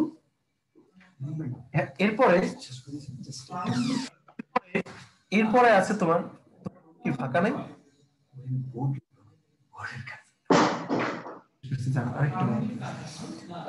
এবার আসো বর্গ, মন্ডলী, বর্গ, মন্ডলী, বৃন্দ, জুট। তুমি শুরু করে দাও আপাতত। মন্ডল, জুট। এখন এই বর্গমন্ডলী, বৃন্দ, জুট দ্বারা কি বোঝায়? দেখো কাউকে যদি আমার সম্মানার্থে এসব বলি, যেমন আমাদের সামনে উপস্থিত হয়েছেন শিক্ষক মন্ডলী, এবার বললি না আমরা, তাহলে বলি আমরা শিক্ষক বর্গ। দেখো শিক্ষক বর্গ, শিক্ষক মন্ডলী, শিক্ষক বৃন্দ, সরি জুট হবে না, বর্গ, মন্ডলী, বৃন্দ, এবং আরেকটা রয়েছে কি জানো? গণ, গণ, গণ, গণ। আচ্ছা খেয়াল করেন, আমার একটু মানে আমার আরেকজন টিচার ওয়েট করছে, তো ওনার ক্লাস শুরু আর কি, যেন একটু তাড়াহুড়ো করছি ভাইয়া, আমি খুবই সরি, আমাদের একটু শেষ করতে হবে একটু। খেয়াল করে আমি একটু তোমাদেরকে বলছি, যেন একটু তাড়াহুড়ো করছি। তো শিক্ষক বর্গ মণ্ডলী বৃন্দ, খেয়াল করো কিন্তু এগুলো দ্বারা আমরা কিন্তু সম্মানার্থে বহুবচন করে থাকি, শিক্ষক বর্গ শিক্ষক মণ্ডলী। কিন্তু আসলে গরুর যদি আমরা একটা সম্মান দিই বা ছাগলের সম্মান দিই, কেমন লাগে দেখো তো? আমাদের সামনে উপস্থিত হয়েছেন ছাগল বর্গ, ভালো লাগে?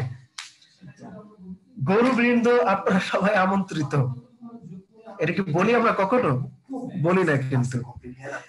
হস্তিগণ আপনারা আজকে আমাদের এখানে আপ্যায়িত হবেন, আমরা কিন্তু বলি না। তার মানে বোঝা যাচ্ছে কি বর্গ মণ্ডলী বৃন্দগণ এই চারটা শব্দ দ্বারা আমরা কাদেরকে বহুবচন করব? উঁচু শ্রেণীর প্রাণীদেরকে আমরা বহুবচন করব।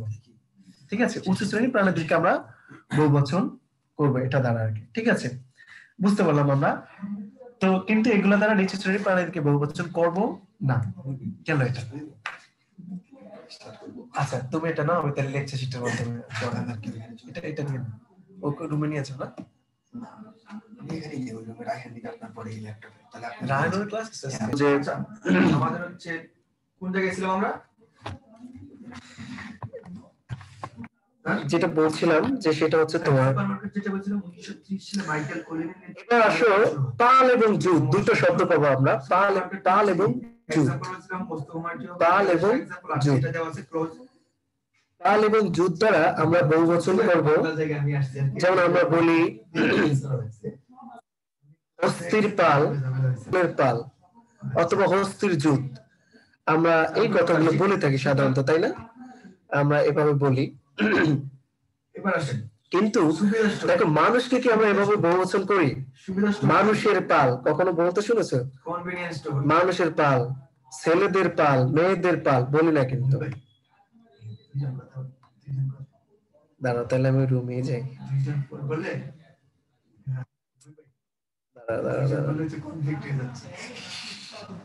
ইতর প্রাণীদেরকে আমরা বহুবচন করে থাকি, যেমন হস্তির পাল, গরুর পাল, ছাগলের পাল। কিন্তু আমরা কখনো ভদ্র প্রাণীদেরকে আমরা বহুবচন করি না। মানুষের পাল কখনো কিন্তু এটা বলি না।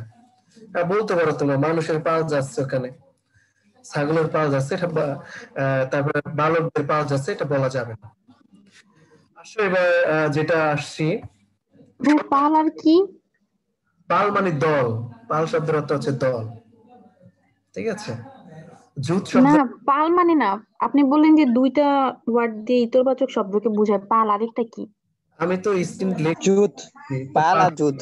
জুত ও জুত আচ্ছা, মানে যখন ঝামেলা হয়, বুঝছো, সব দিক থেকে ঝামেলা হয়, লেকচার শিটটা ওখানে খুঁজছি আসে না, এই যে আসছে, আবার চলে যাবে কোন দিকে। আসো জুত। তো এবার আসো আমাদের আজকে রয়েছে সংখ্যাবাচক শব্দগুলো রয়েছে। সংখ্যাবাচক শব্দগুলো আমরা পাবো 4 প্রকার। 1 নম্বর হচ্ছে সংখ্যাবাচক শব্দের ভিতরে 1 নম্বর পাবো আমরা পরিমাণবাচক শব্দ, তারপর পাবো তারিখবাচক শব্দ, আরেকটা রয়েছে আমাদের পরিমাণ গেল, তারিখবাচক গেল, অঙ্কবাচক পাবো, এরপরে পাবো পূরণ বা ক্রমবাচক শব্দ। এই জায়গাও আমরা সংখ্যায় চলে এসেছি সংখ্যাবাচক শব্দগুলো। সো এখানে কি আমি একটু কথা বলতে চাচ্ছি এর সাথে। রজন ভাই কি আছেন এখানে? জি রাজন ভাই আছি ভাই, বলেন। ভাই আমার এখানে আছে কি আজকে আমার যারা রূপে মোটামুটি সবাই একদিনে হুট করে ক্লাসটা পড়ে গেছে, তা আমি সংখ্যাবাচক শব্দটা যেমন আমরা জানি এর ইংরেজি মৌলবি ফার্সি, এখানে যে কোনো শব্দ রয়েছে এই কোনো শব্দকে একটু সুন্দর করে মুখস্থ মতো করে ফেলবা। আমি যেহেতু তোমাদের লেকচার শিটটা দেখেছি, এটা দেখে আমি বুঝেছি যে এটাই তোমাদের পড়া ইনশাআল্লাহ হয়ে যাবে। সো এরপর তোমাদেরকে অন্য আমি যেগুলো তোমাদেরকে পড়িয়েছিলাম তুর্কি, ফার্সি, তারপর বলেছিলাম যেগুলো, এগুলোকে পড়ে ইনশাআল্লাহ পর্তুগিজ, এগুলোকে পড়ে ইনশাআল্লাহ আশা করি সেখান থেকে কমন পড়ে যাবে। আর সবচেয়ে বড় কথা ভাই, আমি যাই পড়ে না কেন এরপরে তোমাদের কাজ 9-10 এর ব্যাকগ্রাউন্ডটাকে খুলে পড়বা, 9-10 এর ব্যাকগ্রাউন্ডটাকে খুব ভালো করে পড়বা, লেকচার শিটটা পড়বা, তা 9-10 এর ব্যাকগ্রাউন্ড সবার আগে শেষ করবা। সাহিত্য নিয়ে আলোচনা করেছি এবং সর্বশেষ তোমাদের লেকচার দেখেছি যে বিপরীত শব্দ বলে একটা কথা রয়েছে। এই লেকচার শিটের ভিতরে যে কটা বিপরীত শব্দ রয়েছে সেই কটা তোমরা একটু ভালো করে পড়ার চেষ্টা করবা ইনশাল্লাহ। এবং তোমাদের যে মুখস্থর জন্য অবশ্যই স্যারা কোনো একটা বই প্রোভাইড করেছেন, সেই বই থেকে তোমরা বিপরীত শব্দগুলো পড়তে পারো, অথবা আমি যে একটা বই বলেছিলাম সৌমিত্র শেখর স্যার, সেই বইটাকে তোমরা চাইলে সেখান থেকে বিপরীত শব্দগুলো পড়তে পারো। খবরদার এগুলো যাবে না। তো তোমাদেরকে আমি একটু বইয়ের নাম কি? কি স্যার সৌমিত্র স্যারের কি বাংলা সাহিত্য জিজ্ঞাসা বইটা? হ্যাঁ, এই বইটা তোমাদেরকে ফার্স্ট ক্লাসে আমি বলেছিলাম, তাই না? এই বইটা থেকে পড়তে পারো বিপরীত শব্দগুলো, লেকচার শিটে রয়েছে। আর এখানে মিশ্র শব্দগুলো একটা ছিল, বারবার বলেছি ভাইয়া মিশ্র শব্দগুলো, এখানে এগুলাকে একটু এভাবে পড়বা। হেড মৌলবী, হেড মাওলানা, খ্রিস্টাব্দ কিভাবে আসছে, কিভাবে হয়, এগুলাকে একটু ইংরেজি তৎসম, ইংরেজি বাংলা, পকেট মার, এগুলাকে একটু বুঝে বুঝে মুখস্থ করবা। আসলে এখানে জোর কলম শব্দ, মুন্ডমাল শব্দ, খণ্ডিত শব্দ, এগুলাকে তোমাদের পড়ার দরকার নেই, এগুলো থেকে বেশি ঝামেলা হয়। ওকে, তো আজকে তোমাদেরকে ভাইয়া প্রসেশনে চলে যাব। প্রসেশন কি করব আজকে? কোশ্চেনটা আছে, ওদের প্রশ্ন আছে করতে বলেন। ওর হ্যান্ড রেজ করছে, শুধুমাত্র ওর প্রশ্নের অ্যানসারটা দিন। নাবির হোসেন, জি নাবির হোসেন আপনার প্রশ্নটা করুন। ভাই আপনি যে বলছিলেন যে মানে উঁচু প্রাণী বা যেগুলো উঁচু প্রাণীগুলোতে সবসময় যে গণ, বিন্দু, মণ্ডলী, বর্গ হয়, তাইলে এই যে মানুষ সমূহ। আচ্ছা, তোমাদের লিখছে সেটা একটা জায়গায় ভুল আছে, আমি ভুলটা দেখেছি, একটু ভুলটা শুধরে দিচ্ছি। একটু লেকচারটি সবাই যাও তো ওখানে, বচনের ওখানে যাও, একটু ভুল দেখেছি আমি, ভুলটা একটু শুধরে দিতে চাই।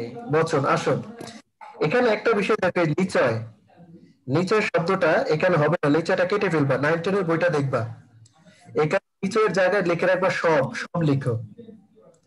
প্রাণী অপ্রাণী দুই ক্ষেত্রে বহুবচন হয় যেসব জায়গায়, এই যে কুল, নিচয়, কুল নিচয় বাদ, কুল, সব, সকল, সমূহ, সবাইকে আছো আমার সাথে? নিচয়টা কেটে এখানে সব লেখো। এখানে কিন্তু ভুল রয়েছে একটু, মানে প্রিন্টিং মিস্টেক রয়েছে বা কিছু একটা রয়েছে, আমি দেখেছি একটা গ্লাস।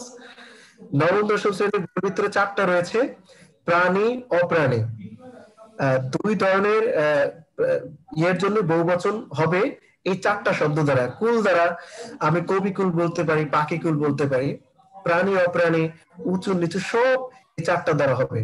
ঠিক আছে, তোমার প্রশ্নটা কি ক্লিয়ার নাকি? জি ভাইয়া। ওকে স্যার, এখানে নিচয়টা কেটে ফেলো, নিচয় কেসে সব লিখো, উদাহরণ লিখো, পাখি সব, ভাই সব। স্যার তাহলে আজকের মতো একটু স্যার শেষ করুন, আমি ওদের সাথে একটু কথাবার্তা বলি। আচ্ছা ঠিক আছে স্যার, ভালো থাকেন, সবাই সুস্থ থাকেন। আজকে লিমিটেশনের জন্য আমি সরি বলছি, ইনশাআল্লাহ নেক্সট ক্লাস থেকে হয়তো হবে না, আর ইনশাআল্লাহ আমি শুধরে দিব, ইনশাআল্লাহ পুড়িয়ে দিব আর কি আগামী ক্লাসে। ভালো থাকেন সবাই, সুস্থ থাকেন, আল্লাহ হাফেজ, আসসালামু আলাইকুম।